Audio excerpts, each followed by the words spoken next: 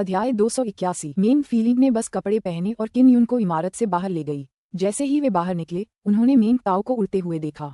राजकुमार, जादुई जानवर आ गए हैं, लेकिन ज्यादा नहीं, उनमें से कुछ ही कक्षा 9 के जादुई जानवर हैं। मेंग ताओ ने कहा, हम उनसे आसानी से निपट सकते हैं।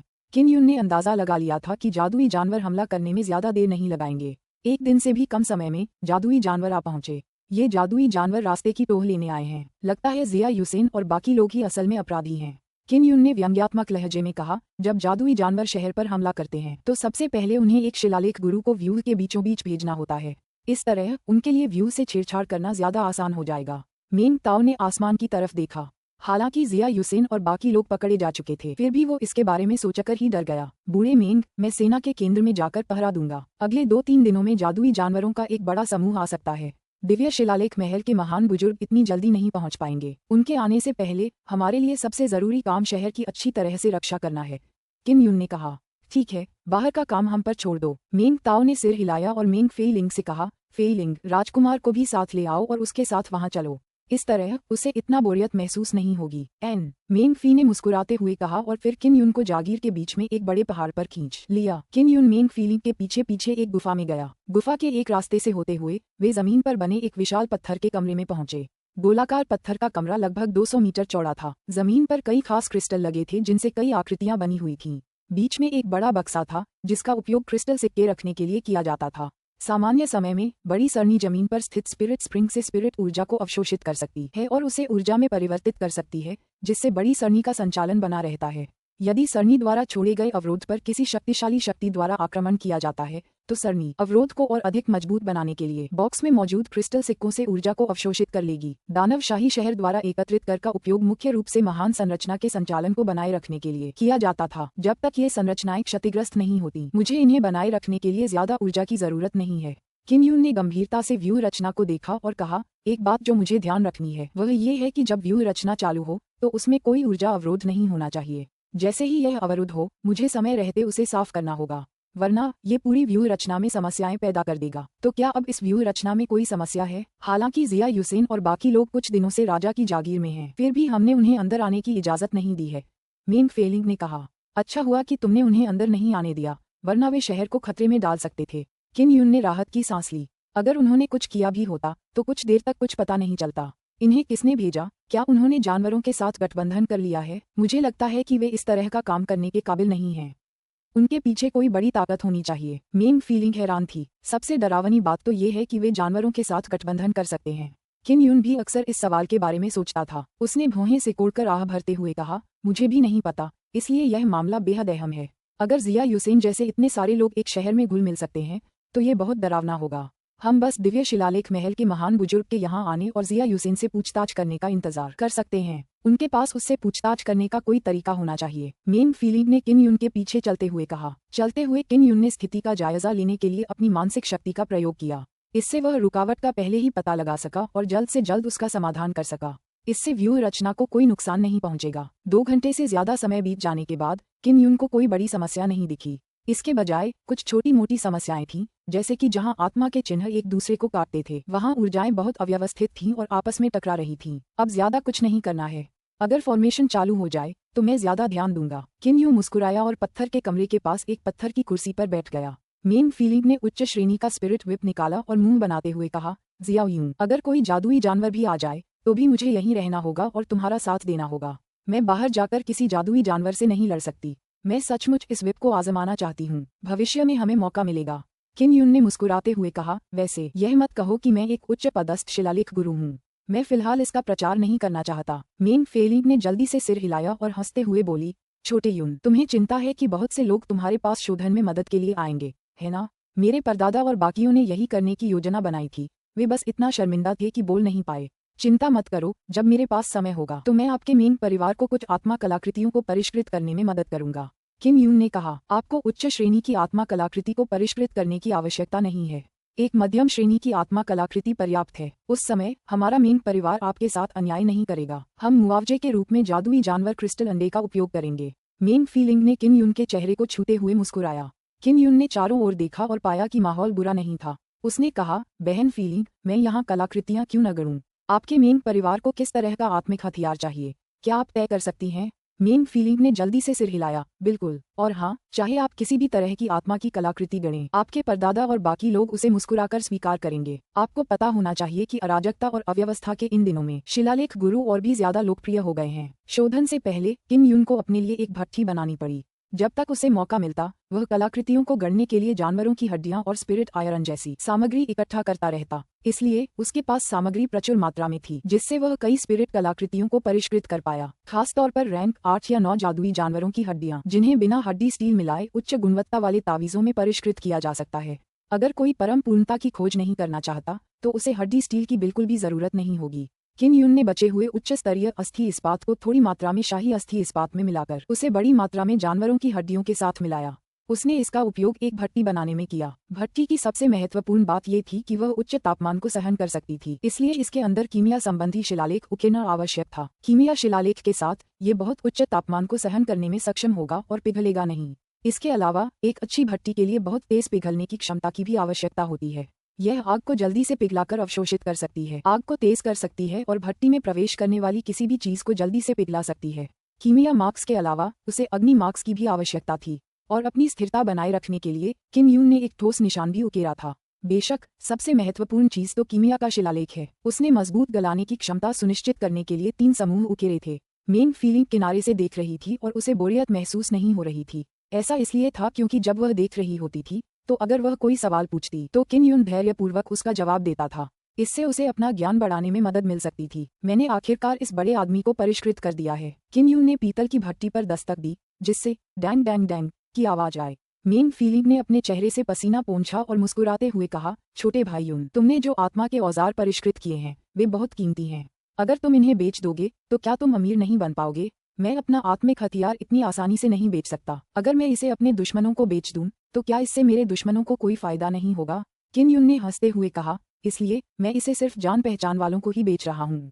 किम यून ने जो भट्टी गढ़ी थी, वह बहुत साधारण लग रही थी। उसमें कोई आकर्षक नक्काशी नहीं थी, वह बस एक बहुत ऊंचा ढक्कन वाला बैरल था। उसे किसी भी नज़र से देखा जाए, वह किसी उच्च स्तरीय स्पिरिट कलाकृति जैसी नहीं लग रही थी। मैं अभी मुक्त हूँ, इसलिए मैं एक मध्यम श्रेणी के आत्मा हथियार को परिष्कृत करना शुरू कर सकता हूँ। किम यून ने बहुत सारी जानवरों की हड्डियां निकाली और एक निश्चित मात्रा में मध्यम श्रेणी की हड्डी का स्टील डालने से पहले उन्हें भट्टी में फेंक दिया। इस नई भट्टी की गलाने की गति बेहद तेज थी, खासकर निडुसन पर्पल फ्लेम को सोखने के बाद। मध्यम श्रेणी के बोन स्टील और क्लास 8 मैजिकल बीस्ट बोन को पिघलाने में इसे बस कुछ ही सेकंड लगे। किम यून ने एक हड्डीनुमा स्टील का बैरल निकाला और भट्टी में पिघले हुए तरल को बाहर निकाला। फिर बैरल में तरल को ठोस बनाने के लिए उसने उसमें कुछ खास बर्फ के क्रिस्टल पाउडर डाले। जमने के बाद यह एक बहुत ही कठोर पदार्थ बन गया। किम यून की गड़ाई के बाद यह अत्यंत उत्तम तलवार और कृपाण में बदल गया। सिर्फ 4 घंटों में किम यून एक मध्यम श्रेणी की आत्मा कलाकृति गढ़ने में कामयाब हो गया। 2 दिनों में उसने 6 मध्यम श्रेणी की आत्मा कलाकृतियां, कृपाण, तलवारें और भाले परिष्कृत कर लिए। मेन फेलिंग बहुत खुश हुई। उसने हथियार लिए और जल्दी से भूमिगत पत्थर के कमरे से बाहर निकल गई। अगर मैं मार्शल दाओ क्षेत्र में कदम रखूं, तो मैं एक उच्च स्तरीय आध्यात्मिक उपकरण को परिष्कृत करने में सक्षम हो सकता हूं। किम यून को लगा कि उसकी मानसिक ऊर्जा में भी बाधा आ गई है। बेशक उसकी सबसे बड़ी बाधा ये थी कि वह नहीं जानता था कि मार्शल दाओ क्षेत्र में कैसे कदम रखा जाए। ये चरण अत्यंत कठिन कहा जा सकता है। इसमें 9वें स्तर के मार्शल बॉडी के शिखर तक पहुंचना होता है, फिर पार करने से पहले एक अवसर का सामना करना होता है। किम यून को मार्शल दाओ क्षेत्र के बारे में ज्यादा जानकारी नहीं थी। दरअसल आसपास के इलाकों में भी ऐसे बहुत कम लोग थे जो इसके बारे में ज्यादा जानते थे। केवल ब्लू स्पिरिट स्टार पैलेस ही मार्शल दाओ क्षेत्र में कदम रखने की कुंजी जानता था। टीएल नोट, बकवास। तो फिर इस बंजर भूमि में इतने सारे मार्शल दाओ क्षेत्र साधक कैसे मौजूद हैं? भयानक लेखन। मार्शल दाओ क्षेत्र में साधना मार्शल बॉडी क्षेत्र में साधना के विपरीत है, किम यून ने खुद से कहा, जब उसे याद आया कि लैन फेंगजिन ने उसे क्या बताया था। यदि किसी के पास 9वीं परत का मार्शल बॉडी है और वह मार्शल दाओ क्षेत्र में कदम रखना चाहता है, तो उसे अपने वज्र आंतरिक कोर को वज्र दाओ कोर में विकसित करना होगा। वज्र दाओ कोर और शक्तिशाली वज्र मार्शल बॉडी के साथ वह शक्तिशाली बल का प्रहार सहन करने में सक्षम होगा। मार्शल बॉडी चरण में व्यक्ति शरीर में ऊर्जा खींच सकता है, वज्र मार्शल बॉडी को परिष्कृत कर सकता है और अंततः शरीर में वज्र कोर को संघनित कर सकता है।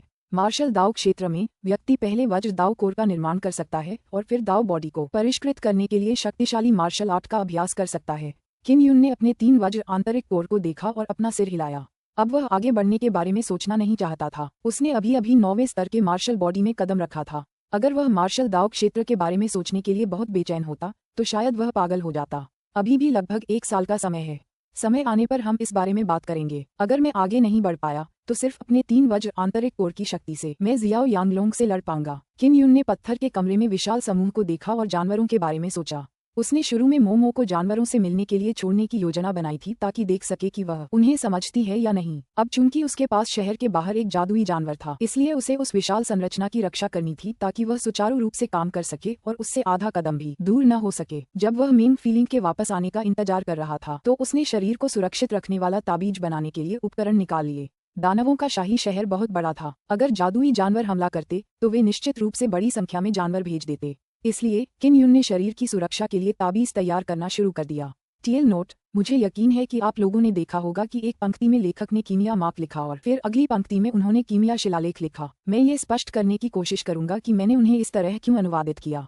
सबसे पहले चिन्ह, पैटर्न, रेखाएं शब्दों को एक ही चीनी प्रतीक द्वारा दर्शाया गया है। जैसे शिलालेख, रून और तावीज एक ही चीनी प्रतीक द्वारा दर्शाए जाते हैं। जब आप अल्कमी मार्क देखें तो जान लें कि मैं वास्तव में उन्हें अल्कमी रून लिखना चाहता था क्योंकि वह ज्यादा उपयुक्त होता, लेकिन कुछ देर सोचने के बाद मैंने लेखक के लिखे प्रतीक के अर्थ के साथ जाने का फैसला किया। दूसरा, हम यहाँ क्यों हैं? इसका असली कारण ये है कि एक पंक्ति में ये लिखित चिन्ह है, अगली पंक्ति में ये शिलालेख है। सरल शब्दों में कहें तो लेखक ये कहना चाह रहा है, जब चिन्ह अंकित होते हैं और सक्रिय होने के लिए उपलब्ध होते हैं तो वे शिलालेख बन जाते हैं। उदाहरण के लिए, किन यून कीमिया चिन्ह जानता है। एक बार जब वह उन्हें किसी वस्तु पर अंकित कर देता है और वह सक्रिय होने के लिए तैयार हो जाती है तो वह कीमिया शिलालेख बन जाती है। आशा है कि यह स्पष्टीकरण मददगार होगा। अध्याय 282। किन यून द्वारा 2 उच्च श्रेणी के शरीर सुरक्षा तावीज बनाने के बाद मेन फीलिंग वापस लौट आया। बहन फेलिंग, बाहर क्या हाल है? क्या 10-10 जादुई जानवर खदेड़ दिए गए हैं? किन यून ने जल्दी से पूछा। वे सब मर चुके हैं।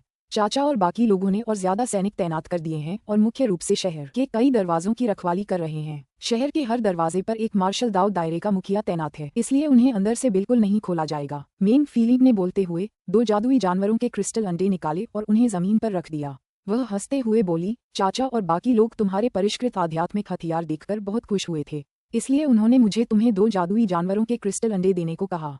यह दरअसल एक राक्षसी क्रिस्टल अंडा ही काफी है। ये थोड़ा ज्यादा है, किन यून ने शर्मिंदगी से कहा। यहाँ तक कि बड़े चाचा भी चिंतित हैं कि इनाम पर्याप्त नहीं है। उन्होंने कहा कि आपके द्वारा परिष्कृत किए गए मध्यम श्रेणी के आत्मिक हथियार कई उच्च श्रेणी के आत्मिक हथियारों के बराबर की ताकत के हैं। वे अत्यंत उत्कृष्ट मध्यम श्रेणी के आत्मिक हथियार हैं। मेन फीलिंग ने किन यून के चेहरे को छुआ और उन्हें एक प्यारी सी मुस्कान दी। छोटे भाई यून, हमारे मेन परिवार के प्रति विनम्र होने की कोई आवश्यकता नहीं है, इसे ले लो। किन यून अब विनम्र नहीं रहा। हालांकि उसके पास पहले से ही कुछ जादुई जानवर के क्रिस्टल अंडे थे, फिर भी मोमो के लिए कुछ समय तक खाने लायक तो थे ही। हालांकि मोमो ने एक बार कहा था कि यदि वह शिलालेखों को देखना और याद करना चाहती है तो ऐसा करने के लिए उसे बहुत ऊर्जा की आवश्यकता होगी। शिलालेख का स्तर जितना अधिक होगा उतनी ही अधिक ऊर्जा की खपत होगी तथा उसे जीवित रहने के लिए उतने ही अधिक जादुई पशु क्रिस्टल अंडों की आवश्यकता होगी। किन यून ताबीज बनाना जारी रखता रहा जबकि मेन फेलिंग उसके साथ खड़ी रही। उसने उसे बोरियत महसूस नहीं होने दी। आधे दिन बाद पत्थर के कमरे का दरवाजा अचानक खुला। मेंग ताओ कुछ बुजुर्गों के साथ मुस्कुराते हुए अंदर आया। राजकुमार, दिव्य शिलालेख महल के महान बुजुर्ग आ गए हैं। ये शिलालेख गुरुओं की वह टीम है जिसे वह अपने साथ लाए हैं। आप इस व्यूह की देखभाल का काम उन पर छोड़ सकते हैं। मेंग ताओ अब किन यून की क्षमताओं से और भी अधिक प्रभावित हो रहा था। मुख्य शाखा हॉल से शिलालेख विशेषज्ञों की एक उत्कृष्ट टीम को हर कोई आमंत्रित नहीं कर सकता था। किन यून ने तो बस एक कबूतर भेजा था, फिर भी वे आ गए। महान बुजुर्ग कहाँ हैं? किन यून ने पूछा। आखिरकार अब उन्हें इस जगह की रखवाली करने की जरूरत नहीं रही। वह ऊपर है, जिया यूसेन और बाकियों से पूछताछ करने के लिए तैयार। चलो साथ चलते हैं, मेंग ताओ ने कहा। शिलालेख मास्टर टीम के प्रवेश की व्यवस्था करने के बाद किन यून और कंपनी शीर्ष पर आ गए। मेंग ताओ किन यून और मेंग फीलिंग को पास ही एक छोटे से पहाड़ पर ले गया। वह एक काल कोठरी थी। जिया यूसेन और बाकी सभी को अलग अलग कोठरियों में अलग अलग रखा गया था। इसके अलावा उन्हें बांधकर एक खास तरल पदार्थ में भिगोया जा रहा था ताकि वे आत्महत्या न कर लें। झो चुआन जिया यूसेन की कोठरी में था। उसने काले चमड़े का कवच पहना हुआ था और उसे सख्ती से देख रहा था।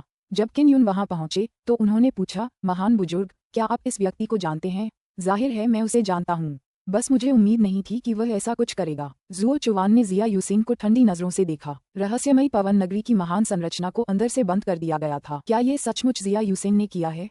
क्या तुम्हें यकीन है? किन यून को शुरू में इस बारे में थोड़ा संदेह था। उसने कभी उम्मीद नहीं की थी कि झुओ चुआन इतनी जल्दी इसकी पुष्टि कर देगा। झुओ चुआन ने जिया यूसेन के सिर पर हाथ रखा और गंभीरता से कहा, ये गलत नहीं हो सकता। अब हमें उससे ये पता लगाना होगा कि उसे ऐसा करने का आदेश किसने दिया था। उसके पीछे की शक्ति सबसे भयानक है। जानवरों के साथ एकजुट होने में सक्षम होने के लिए मुझे आश्चर्य है कि जानवरों के साथ उनका किस तरह का सौदा है। महान बुजुर्ग, यह आदमी क्या जानता है? क्या आप पूछ सकते हैं? किम युन ने पूछा। पहले मैं कोशिश करके देखता हूँ। झुओ चुवान ने एक ताबीज निकाला और उसे जिया यूसेन के माथे पर रख दिया। फिर उसने ताबीज को सक्रिय किया तो जिया यूसेन के चेहरे पर तुरंत सुस्ती छा गई। झुओ चुवान ने पूछा, आपको मिस्टिक विंड सिटी जाने और ग्रेट सिटी बैरियर संरचना को नष्ट करने के लिए किसने कहा? कागजी ताबीज चमक उठा और लाल रोशनी की एक किरण प्रकट हुई। जिया यूसेन ने धीरे से अपना मुंह खोला और कहा, ये काले कपड़े पहने एक आदमी है। इसने मुझसे वादा किया था कि अगर मैं ये काम पूरा कर लूँ तो यह मुझे उच्च श्रेणी के स्पिरिट मार्क्स का एक सेट देगा। क्या उसने तुम्हें कोई आत्मा का चिन्ह दिया? झुओ चुवान ने फिर पूछा। नहीं, उसने कहा, जब मैं दानवशाही शहर की भव्य संरचना को नष्ट कर दूंगा तो वह इसे मुझे दे देगा। जिया यूसेन की बात खत्म होते ही ताबीज राख में बदल गया। यह ज्यादा देर तक नहीं रहा। झुओ चुवान ने भौहें चढ़ाईं और कहा, काले कपड़े वाला आदमी। ऐसा लग रहा था कि सामने वाला बहुत गुप्तचर था। इस आदमी को ज्यादा कुछ पता नहीं था। हालांकि चूंकि सामने वाले का प्रस्ताव बुरा नहीं है तो वह व्यक्ति जरूर बहुत शक्तिशाली होगा। मेंग ताओ ने गंभीरता से कहा, नीली आत्मा सितारा महल, दिव्य शिलालेख महल के अलावा केवल वे ही उच्च श्रेणी के आत्मा चिन्हों को निकालने में सक्षम हैं। मुझे अभी तक यकीन नहीं है। अभी सबसे जरूरी बात यह है कि सभी बड़े शहरों को अतिरिक्त सावधानी बरतने और इस विशाल संरचना की रक्षा करने की चेतावनी दी जाए। झुओ चुवान चिंतित लग रहा था। मेंग फेलिंग ने धीमी आवाज में पूछा, अगर यह ब्लू स्पिरिट स्टार पैलेस है तो उनके इरादे क्या हैं? झुओ चुवान ने कहा, ब्लू स्पिरिट स्टार पैलेस में कुल 5 महल हैं जिनमें सबसे ज्यादा शक्ति है। ब्लू स्पिरिट सेंट पैलेस इसका प्रभारी नहीं है। जैसा कि सभी जानते हैं, विभिन्न साम्राज्यों के मामलों में सबसे ज्यादा दखलंदाजी ब्लू स्पिरिट वेस्ट पैलेस और नानगोंग पैलेस के लोगों की होती है। उन्होंने ऐसा शायद इसलिए किया क्योंकि वे तियान किन साम्राज्य और शिलालेख महल को कमजोर करने के लिए बीस्टमैन की शक्ति उधार लेना चाहते थे। जब से किन लॉन्ग वापस आए और तियान किन साम्राज्य पर नियंत्रण किया, ब्लू स्पिरिट स्टार पैलेस हस्तक्षेप करने में असमर्थ था और साम्राज्य को नियंत्रित नहीं कर सका। दूसरी ओर हम शिलालेख महल हमेशा से उनके रास्ते में रोड़े अटकाते रहे हैं। उन्हें दूसरों को पकड़कर गुलाम बनाने से रोकते रहे हैं। उन्हें बहुत ज्यादा ताकत और अधिकार हासिल करने से रोकते रहे हैं। उनके लिए हमसे नफरत न करना नामुमकिन है। किम युन ने कहा, यह भी संभव है कि वे अपनी ताकत बढ़ा रहे हों। अगर वे जानवरों के साथ हाथ मिला सकें तो उनकी कुल ताकत भी बहुत बढ़ जाएगी। अगर वे किसी शहर पर हमला करते तो जानवरों और जादुई जानवरों को भारी मात्रा में भोजन मिल जाता और उनकी ताकत बहुत बढ़ जाती। मुझे अभी भी यकीन नहीं हो रहा है। मुझे उम्मीद है कि उन्होंने ऐसा नहीं किया होगा। अगर उन्होंने किया होता तो बहुत डरावना होता। झुओ चुवान का चेहरा चिंता और गंभीरता से भरा था। अगर बीस्टमैन इंसानों की मदद से ढेर सारे हथियार हासिल कर पाते या इंसानों की तकनीकें सीख पाते तो उनकी ताकत जरूर बहुत बढ़ जाती। यह वाकई भयानक था। बूम! अचानक एक तेज आवाज हुई जिससे जमीन थोड़ी हिलने लगी। जादुई जानवर हमला कर रहे हैं। मेंग ताओ चिल्लाया, चलो बाहर जाकर देखते हैं। झुओ चुवान ने सिर हिलाया, मैं देखना चाहता हूँ कि इस बार हमला करने वाले जादुई जानवर भी अपनी संरचना बनाना जानते हैं या नहीं। अगर वे सचमुच जानते हैं तो हम निश्चिंत हो सकते हैं कि उनकी मदद इंसान कर रहे हैं। जानवरों के लोग जादुई जानवरों को नियंत्रित कर सकते हैं। इंसान जानवरों को रणनीतियां दे सकते हैं। अगर वे एकजुट हो जाएं तो ये हमारे लिए बहुत बड़ा खतरा होगा। किम युन ने मेंग ताओ और उसके साथियों का पीछा करते हुए कालकोठरी से बाहर निकलकर शहर के द्वार की ओर उड़ान भरी। शहर की दीवारों पर पहुंचकर उन्होंने सैकड़ों अलग अलग रंग के जादुई जानवर देखे, कुछ बड़े और कुछ छोटे। शाम को एक के बाद एक जादुई जानवर डूबते सूरज की रोशनी में लिपटे हुए थे। वे कुछ डरावने लग रहे थे, मानो वे उस अंधेरी रात पर कब्जा कर लेंगे जहां सूरज डूब रहा था। राक्षसी जानवरों के समूह ने अचानक एक विस्फोटक दहाड़ लगाई जिससे दुनिया हिल गई। सामने खड़ा विशालकाय राक्षसी जानवर शहर के द्वार की ओर तेजी से भागने लगा। बड़े जादुई जानवर शहर के द्वारों पर आक्रमण कर रहे थे, जबकि छोटे जानवर दूर खड़े होकर समूह बनाकर शहर के खुलने का इंतजार कर रहे थे। झुओ चुवान अपने साथ लाए कई दर्जन कुलीन गार्ड पहले से ही शहर की दीवार पर इंतजार कर रहे थे। शहर के बाहर बड़े जादुई जानवर गैंडे जैसे थे, जिनके सींग पानी की टंकी के आकार के थे, जो लगातार शहर के द्वार पर हमला कर रहे थे। अपनी विशाल रक्षात्मक संरचना के कारण वे शहर के द्वारों को नुकसान नहीं पहुंचा पाए, अन्यथा शहर के द्वारों को नष्ट होने में ज्यादा समय नहीं लगता। चलो करते हैं। ये जादुई जानवर सिर्फ 9वीं पंक्ति के हैं, जबकि 7वीं या 8वीं पंक्ति में सबसे ज्यादा जादुई जानवर हैं। ये ज्यादा ताकतवर नहीं है। बेशक अगर शहर के दरवाजे चौड़े खोल दिए जाएं, तो इनसे निपटना मुश्किल हो जाएगा। झुओ चुवान ने कहा। मेंग ताओ ने सिर हिलाया। जोर से चिल्लाते हुए वह शहर की दीवार से नीचे उतर गया। उसी समय झुओ चुवान भी शिलालेख महल के कुलीन रक्षकों का नेतृत्व करते हुए शहर की दीवार से नीचे कूद गया। यद्यपि वहां एक भव्य संरचना थी, फिर भी वे अंदर से बाहर जा सकते थे, लेकिन बाहर से अंदर प्रवेश नहीं कर सकते थे। शहर की रक्षा कर रहे योद्धा भी नीचे कूद पड़े। किम युन शहर की दीवार के ऊपर खड़ा था और उसने अपनी आत्मासार तलवार को नियंत्रित करके दूरी पर स्थित छोटे राक्षसी जानवरों पर वार किया। उसने शाही आत्मा कला को पूरी तरह से सीख लिया था। वह एक हथियार चलाकर हजारों मीटर दूर तक उड़कर किसी जादुई जानवर को मार सकता था। वह 1000 मीटर के दायरे में किसी भी जादुई जानवर को पूरी सटीकता के साथ मार सकता था। युद्ध शुरू होते ही जानवरों की करुण गर्जना की लहरें उठने लगीं। जादुई जानवर बुद्धिमान नहीं थे, इसलिए उन्हें लगातार पीटा जा रहा था। उधर देखो, उसने सीधे अपने सामने की ओर इशारा किया। और भी जादुई जानवर आ गए हैं। किन यून चिल्लाया, सावधान। दूर से जादुई जानवरों का एक और समूह दिखाई दिया। उनकी आभा से पता चलता था कि उनकी ताकत पहले समूह से कम नहीं थी। झुओ चुवान और मार्शल दाओ क्षेत्र में मौजूद अन्य लोग तुरंत जादुई जानवरों की भीड़ की ओर बढ़े। यह एक आत्मा श्रेणी का जानवर है। झुओ चुवान सदमे में चिल्लाया। किन यून भी घबरा गया। दरअसल उन्होंने एक आत्मिक जानवर भेजा था। उसने हमेशा सोचा था कि जानवर मानव सिर्फ कक्षा 9 के जादुई जानवरों को ही नियंत्रित कर सकते हैं, और उसने कभी नहीं सोचा था कि वे आत्मिक जानवरों को भी नियंत्रित कर सकते हैं। यह वाकई भयानक था। महान बुजुर्ग, क्या आप इससे निपट सकते हैं? किन यून ने पूछा। कोई बात नहीं। झुओ चुवान ने एक लाल सुनहरी छड़ी निकाली। उस छड़ी पर एक ड्रैगन का निशान बना हुआ था, जिससे लाल सुनहरी चमक निकल रही थी। शाम के अंधेरे में वह बेहद चमकदार थी। हवा में मौजूद झुओ चुवान ने अपनी लाठी लहराई और आग की लपटों की एक धारा छोड़ी। लपटें दहाड़ती हुई जमीन पर गिरीं और उन जानवरों के झुंड से टकराईं जो उन पर पागलों की तरह टूट पड़े थे। जब अग्नि ड्रैगन राक्षसी जानवरों से टकराए तो वे एक धमाके के साथ फट गए और एक चमकदार सुनहरी लाल रोशनी में फूट पड़े। जानवर भी चकनाचूर हो गए। विस्फोटित जादुई जानवरों की हड्डियां आसपास के क्षेत्र में फैल गईं और अन्य जादुई जानवरों के शरीर में घुस गईं, जिससे उनमें से बड़ी संख्या में लोग गंभीर रूप से घायल हो गए। जादुई जानवरों के एक बड़े समूह का सफाया करने के बाद झुओ चुवान सबसे बड़े जादुई जानवर की ओर बढ़ा। वह एक बड़ा, हल्के सुनहरे रंग का भेड़िया था जो कांटों से ढका हुआ था। उसकी 3 आंखें थीं और वह बहुत ताकतवर लग रहा था। महान बुजुर्ग की ताकत वास्तव में भयानक है, किन यून ने कहा। हम, बड़े चाचा और बाकी लोग बड़े बुजुर्ग से बहुत हीन हैं। मेन फीलिंग ने भी आश्चर्य से सिर हिलाया। आसमान धीरे धीरे अंधेरा हो रहा था, लेकिन शहर के दरवाजे के बाहर आग की लपटें आसमान में धधक रही थीं। झुओ चुवान के हाथ में ड्रैगन का डंडा टिमटिमा रहा था, जिससे शहर के दरवाजे के बाहर एक खुला क्षेत्र जगमगा रहा था। इस ड्रैगन स्टाफ पर ड्रैगन टोटेम खुदा होना चाहिए। किन यून ने ध्यान से देखा और आश्चर्य से कहा, मैंने कभी सोचा भी नहीं था कि हथियारों पर टोटेम के निशान खुदे हो सकते हैं। और तो और, ये बहुत शक्तिशाली होते हैं। शहर की दीवार पर किन यून कभी कभी अपने नीचे के लोगों की मदद करने के लिए शरीर को सुरक्षित रखने वाला ताबीज नीचे फेंक देता था। बेशक उसकी कृपाण बिल्कुल भी बेकार नहीं थी। वह लगातार जादुई जानवरों को काटती और मारती रहती थी। इस वजह से मेन फीलिंग उसे थोड़ी ईर्ष्या से देखने लगा। वह राक्षसी जानवरों से लड़ने के लिए नीचे जाना चाहती थी, लेकिन मेन ताओ और बाकी लोगों ने उसे इसकी इजाजत नहीं दी। इसलिए वह शहर की दीवार से ही किन यून को अपनी तलवार से खेलते हुए देख सकती थी। छोटी यून, वहाँ देखो, क्या कोई उड़ने वाला जादुई जानवर है? उसके पास करने के लिए कुछ नहीं था, इसलिए वह इधर उधर देख रही थी। किन यून ने उस दिशा में देखा जिस ओर मेन फीलिंग ने इशारा किया था। सचमुच वहाँ कुछ काला सा उड़ रहा था, और उसकी आंखों में बीच बीच में एक चमक भी आ रही थी। यह आदमी कोई जानवर हो सकता है, उसे स्थिति पर नजर रखने के लिए यहाँ होना चाहिए। मैं इसका पीछा करूंगा और देखूंगा। किन यून ने कहा, अगर महान बुजुर्ग और अन्य लोग मेरी स्थिति के बारे में पूछताछ करते हैं तो उन्हें बता देना कि मैं जानवर का पता लगाने गया हूँ और उन्हें चिंता न करने के लिए कह देना।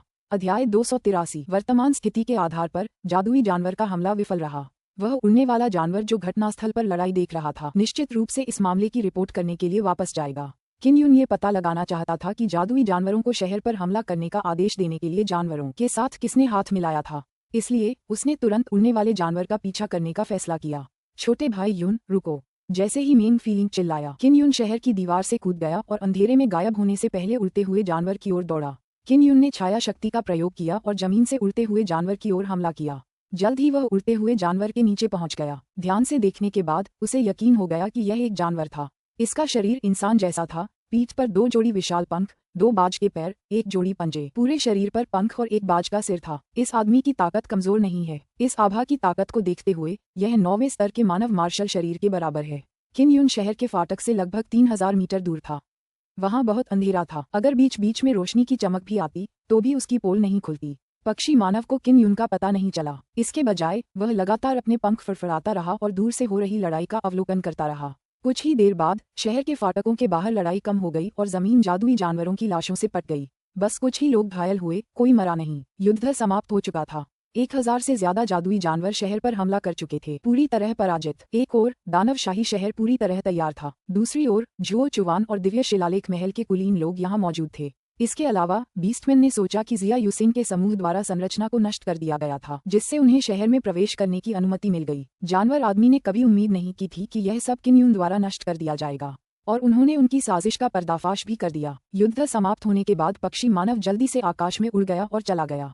इससे पहले किन यून ने बर्डमैन की काफी मात्रा में आभा इकट्ठी कर ली थी। इस आभा का इस्तेमाल करके उसने एक आत्मा पीछा करने वाले ताबीज को परिष्कृत किया था। एक बार उन्होंने अपने दुश्मन का पीछा करने के लिए इस आत्मा का पीछा करने वाले ताबीज का इस्तेमाल किया था और यह बेहद सफल रहा था। हालांकि किन यून उड़ सकता था, फिर भी उसने पक्षी मानव का पीछा नहीं किया।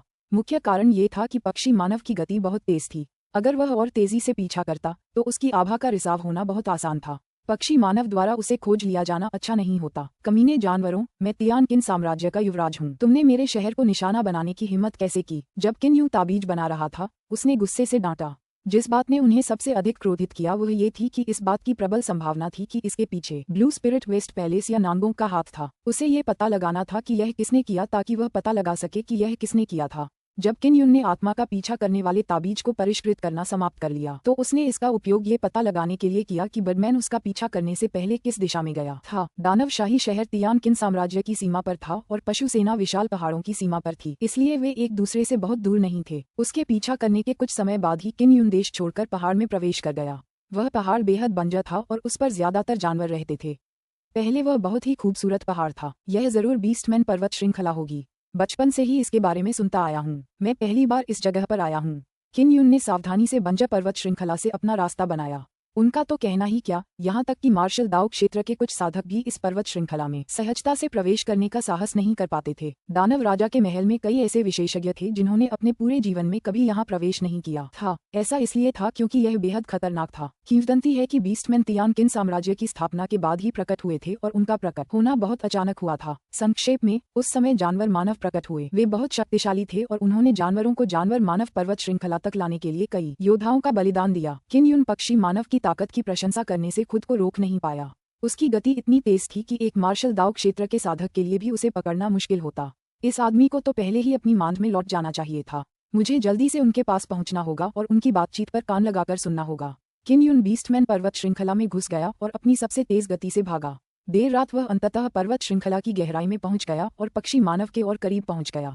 रास्ते में उसे कई जानवर भी दिखे। उसने कोई कदम नहीं उठाया। वह जानवरों को चकमा देकर लक्ष्य का पीछा करने लगा। बीस्टमैन पर्वत श्रृंखला में प्रवेश करने के बाद किन यून को बीस्टमैन की संख्या का मोटा मोटा अंदाजा हो गया। वह बहुत हैरान हुआ। यहाँ बहुत से पशु मानव थे, लेकिन वह नहीं जानता था कि वे कैसे प्रजनन करते हैं या क्या खाते हैं। अगर मानव नगर में कोई संरचना नहीं होती तो इसे कब का जानवरों ने तोड़ दिया होता। किन यून ने मन ही मन आह भरी और कहा, जिस व्यक्ति ने शिलालेख की खोज की थी वह उसका इस्तेमाल एक संरचना बनाने में कर पाया। क्या ही प्रतिभा है। पक्षी मानव के पशु मानव पर्वत श्रृंखला में प्रवेश करने के बाद उसकी गति धीमी हो गई। ऐसा इसलिए था क्योंकि पर्वत श्रृंखला में समय समय पर ठंडी और भयावह हवा चलती थी। यहाँ तक कि जानवर भी उसका सामना नहीं कर पाते थे। इसलिए हर रात कमजोर जानवर गुफाओं में छिप जाते थे और बाहर नहीं आते थे। विचित्र तूफान का किन यून पर कोई प्रभाव नहीं पड़ा। कुछ देर तक दौड़ने के बाद वह अंततः पक्षी मानव तक पहुंच गया। पक्षी मानव आकाश में उड़ता हुआ अचानक एक बड़े पहाड़ के किनारे उतर गया। जब किन यून ने उसे देखा तो उसने स्थान याद कर लिया और सावधानी से ज्वाला बादल सीढ़ियों का इस्तेमाल किया। वह दौड़कर वहां पहुंचा। जब वह पहाड़ के करीब पहुंचा तो उसने अपने ज्वाला बादल कदम रोक दिए और तेजी से एक गुफा में चढ़ गया। गुफा की रखवाली कोई पशु मानव नहीं कर रहा था क्योंकि यह क्षेत्र शक्तिशाली पशु मानवों का क्षेत्र था। अगर अन्य कमजोर पशु मानव लापरवाही से अंदर घुस जाते तो मारे जाते। इसके अलावा इससे पहले कभी भी इस स्थान पर कोई मनुष्य नहीं आया था, इसलिए इस क्षेत्र में जानवर बहुत सतर्क नहीं थे। किन यून ने सावधानी से गलियारे में कदम रखा और उसकी गहराई में प्रवेश किया। वह एक बहुत विशाल पत्थर के हॉल में पहुंचा। वह पक्षी मानव हॉल में इधर उधर घूम रहा था, बहुत चिंतित दिख रहा था। कोई आ रहा है। किन यून ने अचानक एक आवाज सुनी और वह जल्दी से एक गलियारे में छिप गया जो एक भंडारण कक्ष की ओर जाता था। किन यून की बाहर जाने की हिम्मत नहीं हुई क्योंकि उसे डर था कि उसे पकड़ लिया जाएगा। इस गलियारे में छिपकर बाहर की आवाजें सुनना ज्यादा सुरक्षित रहेगा। प्रभु, हमने जो जादुई जानवर भेजे थे वे सभी मर चुके हैं। पक्षी मानव की आवाज में डर का भाव था। उसे डर था कि कहीं वह प्रभु उसे सजा न दे दे। मृत। आवाज बहुत कर्कश थी, जैसे बिजली की गड़गड़ाहट। वे कैसे मरे? प्रश्न पूछने वाली आवाज किन यून को बहुत परिचित लगी। किन यून को तुरंत वह आवाज याद आ गई क्योंकि उसके दिमाग में एक नीले वस्त्रधारी बुजुर्ग प्रकट हुए थे, ब्लू स्पिरिट वेस्ट पैलेस के पैलेस मास्टर। उस समय जब वह जियो यांगलोंग को चुनौती देना चाहता था तो ये पैलेस मास्टर भी मौजूद था, इसलिए उसने आवाज को याद रखा। ये वास्तव में ब्लू स्पिरिट वेस्ट पैलेस द्वारा किया गया था। किन यून ने अपनी मुट्ठी कसकर बंद कर ली। ब्लू स्पिरिट वेस्ट पैलेस ने दानवों के साथ मिलकर दानवशाही शहर में घुसकर लाखों लोगों की हत्या कर दी थी। इससे किन यून क्रोधित हो गया। पक्षी मानव ने कहानी सुनाई कि कैसे जादुई जानवरों को मार दिया गया था। एक चमकती हुई छड़ी वाला बूढ़ा आदमी। यह जरूर झोल चुवान होगा। इस बूढ़े आदमी के यहाँ होने से जादुई जानवरों का मारा जाना स्वाभाविक था। वह दानवशाही शहर में क्यों प्रकट हुआ? क्या उसने जिया युसिन को पहले ही खोज लिया था, इसलिए वे उसे रोकने गए थे? पश्चिमी महल के महल स्वामी ने हल्की सांस ली और भौहें चढ़ाते हुए कहा, यदि दिव्य शिलालेख महल को इस बात का पता चल गया तो भविष्य में हमारे लिए शहर में घुसना आसान नहीं होगा। बीस्टमैन लॉर्ड ने कहा, अफसोस की बात है, दानव साम्राज्य का शहर बहुत बड़ा है। अगर हम कामयाब रहे और अंदर मौजूद बड़ी संख्या में लाशों पर भरोसा किया तो हम निश्चित रूप से बड़ी संख्या में शक्तिशाली जादुई जानवरों को पाल पाएंगे। ये जादुई जानवर कई जादुई जानवरों के क्रिस्टल अंडों को जन्म दे सकते हैं और जादुई जानवरों के क्रिस्टल अंडों से निकलने वाले जादुई जानवर पूरी तरह से हमारे आज्ञाकारी होंगे। किन यून को पहले से ही पता था कि क्रिस्टल अंडे से निकला जादुई जानवर निश्चित रूप से बहुत शक्तिशाली होगा। यदि वे इस स्तर के जादुई जानवरों को गुलाम बना सकें तो उन्हें वास्तव में जबरदस्त शक्ति प्राप्त होगी। अगर कोई जादुई जानवर एक जादुई क्रिस्टल अंडा बनाना चाहता है और एक और जादुई जानवर को पालना चाहता है तो उसे बहुत सारा खाना चाहिए होगा। दूसरे शब्दों में, एक जादुई जानवर को बहुत सारे लोगों को खाना होगा। इस समय किन यून को आखिरकार पश्चिमी महल के स्वामी की साजिश समझ में आ गई। उन्हें भी आत्मिक जानवर की ताकत पर मोहित हो गए थे और वे उस शक्ति को अपने वश में करना चाहते थे। और इन जादुई जानवरों को पाने के लिए उन्होंने दरअसल जादुई जानवरों को खिलाने के लिए इंसानों को भोजन के रूप में इस्तेमाल करने की योजना बनाई थी और वह तियान किन साम्राज्य के लोगों का उपयोग कर रहा था। इससे किन यून और भी क्रोधित हो गया। अगर उसमें ताकत होती तो वह महल के सरदार से लड़ने निकल पड़ता। तो अब हमें क्या करना चाहिए? जानवरों के नेता ने पूछा। चलो किसी और शहर में जाकर देखते हैं। दानव साम्राज्य का शहर बीस्टमैन पर्वत श्रृंखला के सबसे नजदीक है। अगर हम इसे जीत लेते तो तियान किन साम्राज्य हमारी पहुंच में होता। पश्चिमी महल के स्वामी ने बड़े अफसोस के साथ आह भरी। किनलॉन के लौटने के बाद से तियान किन साम्राज्य हमारे नियंत्रण में नहीं रहा है। अगर ऐसा ही चलता रहा तो देर सवेर वे एक शक्तिशाली सेना बन जाएंगे और हमारे खिलाफ लड़ेंगे। ये बात काफी हद तक वही थी जिसका अनुमान झो चुवान ने लगाया था। महल प्रमुख यांग, तो फिर यह आप पर निर्भर है। हम जानवर मानव जादुई जानवरों को नियंत्रित कर सकते हैं। अगर हम हाथ मिला लें तो देर सवेर हम इस सीमावर्ती क्षेत्र पर शासन कर पाएंगे। जानवर मानव स्वामी जोर से हंसा। प्रभु, मैं आपसे विदा लेता हूँ। पक्षी प्रेमी को अपने स्वामी को इतने अच्छे मूड में देखकर राहत मिली। बर्खास्त, तुम खाली हाथ लौटे और अगर तुम मेरे खाने के लिए एक दो इंसान नहीं लाए तो भी तुम में इतनी हिम्मत है कि तुम यहाँ से चले जाओ। पशु पुरुष भगवान चिल्लाए। पुरुषों, काले कौवे को पकड़ो और मेरी गुफा के द्वार पर लटका दो। कल सुबह इसे भूनकर खा लो। हे प्रभु, मुझे छोड़ दो। बर्डमैन ने तुरंत घुटने टेककर विनती की। भगवान ने कुछ भी नहीं कहा और वे पश्चिमी महल के महल प्रमुख यांग के साथ चले गए। कुछ ही देर बाद कुछ भेड़िए आए और पक्षी मानव को पकड़ लिया। वेयरवुल्फ में से एक ने हंसते हुए कहा, तुम मरे हुए कौवे, हमने तुम्हें हमेशा खराब मूड में देखा है। हम हमेशा तुम्हें खाना चाहते थे। हा हा हा। जब तक दिन निकलता है हम तुम्हारा मांस खा सकेंगे। पक्षी मानव बंधा हुआ था, रो रहा था और भेड़ियों को कोस रहा था। प्रभु, चिल्ला रहा था और उम्मीद कर रहा था कि प्रभु उसे एक बार छोड़ देंगे। जानवर तो जानवर ही होते हैं, उन्हें नहीं पता कि लोगों का दिल कैसे जीतें। ये पक्षी मानव कभी गलत नहीं था। वह खुद लड़ाई में अच्छा नहीं है, इसलिए उसका भाग न लेना स्वाभाविक है। किन यून का मुंह ऐंठ गया। इससे पहले कि उसने एक उच्च श्रेणी का पशु वशीकरण तावीज निकाला। जब तक ताबीज जानवर में डाला जाता वह उसे कुछ समय के लिए उसके शरीर पर नियंत्रण रखने की अनुमति देता। इसे परिष्कृत करना ज्यादा मुश्किल नहीं था और यह जानवर के कौल को परिष्कृत करने से कहीं ज्यादा आसान था। किन यून ने तो बस कुछ ही बनाए थे। उसने सोचा कि क्या वह इन ताबीजों का इस्तेमाल करके जानवरों को वश में कर सकता है। ये देखने की कोशिश करेगा। अगर वह ऐसा कर पाया तो वह पक्षी मानव को भी वश में कर लेगा। अध्याय 284। पक्षी मानव को भेड़ियों द्वारा घसीटा गया और रास्ते में उसे लगातार पीटा गया तथा वह बुरी तरह चिल्ला रहा था। वेयरवुल्फ लगातार हंस रहे थे, मानो हिंसा का प्रयोग करने से उन्हें बहुत खुशी मिलती हो। किन यून चुपके से पीछे पीछे गया। जब वह गुफा के द्वार पर पहुंचा तो उसने पक्षी मानव को चोटों से लथपथ देखा। उसके दोनों पैर लोहे की जंजीरों से बंधे हुए थे और गुफा के द्वार पर उल्टा लटका हुआ था। उसके मुंह से अभी भी खून टपक रहा था। वे वेयरवुल्फ बहुत शक्तिशाली थे, लेकिन इस पक्षी मानव की जीवटता बहुत दृढ़ थी और वह अभी भी दर्द से चीख सकता था। वेयरवुल्फ ने बर्डमैन को गुफा के पीछे लटका दिया और चला गया, क्योंकि यहाँ कोई भी बर्डमैन को नहीं बचा सकता था। किन यून ने अपनी छाया शक्ति वापस ले ली और पक्षी मानव के नीचे खड़ा हो गया। जब पक्षी मानव ने धुंधली परछाई देखी तो उसकी आंखें आश्चर्य से चौड़ी हो गईं। उसे लगा कि उसे चोट लग गई है और वह मतिभ्रम कर रहा है। हे, जैसे ही सूरज चमकेगा महाराज तुम्हें भूनकर खा जाएंगे। अभी तुम्हें कैसा लग रहा है? किन यून हंसा। पक्षी मानव ने आवाज सुनी तो उसे एहसास हुआ कि यह कोई भ्रम नहीं था। उसका शरीर डर से कांप उठा। तुम इंसान हो? किन यून ने मुस्कुराते हुए कहा। यह सही है। क्या तुमने पहले कभी इंसान नहीं देखा? इसमें हैरान होने वाली क्या बात है? तुम क्या चाहते हो? मुझे मार डालो, मुझे मौत से डर नहीं लगता। बर्डमैन की आवाज कांप रही थी। हालांकि वह जानता था कि भोर के बाद उसे खा लिया जाएगा, फिर भी वह लंबे समय तक जीवित रह सकता था। अगर उसे अभी मरना पड़े तो भी वह बहुत डरेगा। मैं तुम लोगों जैसा नहीं हूँ, मैं कुछ भी नहीं खा सकता। किन यून ने हंसते हुए एक बीस्ट मास्टर ताबीज निकाला। उसे सक्रिय करने के बाद उसने उसे बर्डमैन के शरीर में इंजेक्ट कर दिया। कुछ ही पलों में उसे पक्षी मानव की आत्मा का आभास हो गया।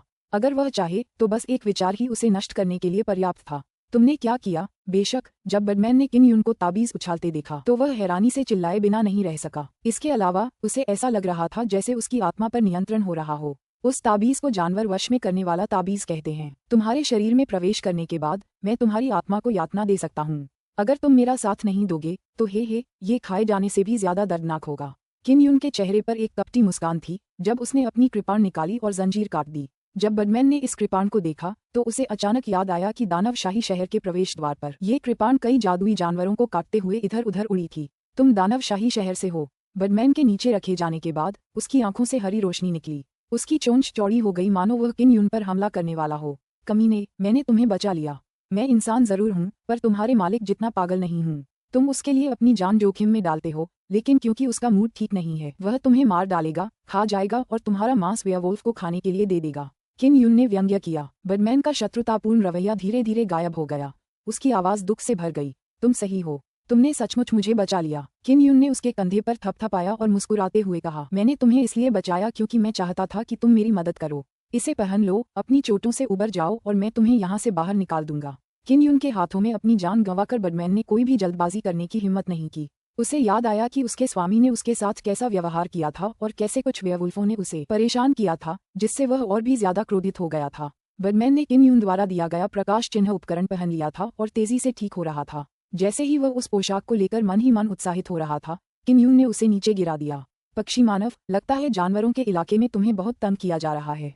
वह स्वामी बहुत पहले ही तुमसे छुटकारा पाना चाहता होगा, इसीलिए उसने ऐसा बहाना बनाया।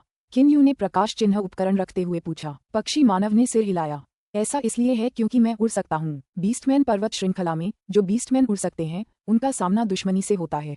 उन्हें पूरी तरह से गुलाम बना लिया जाएगा और कुछ को सवारी के तौर पर इस्तेमाल किया जाएगा।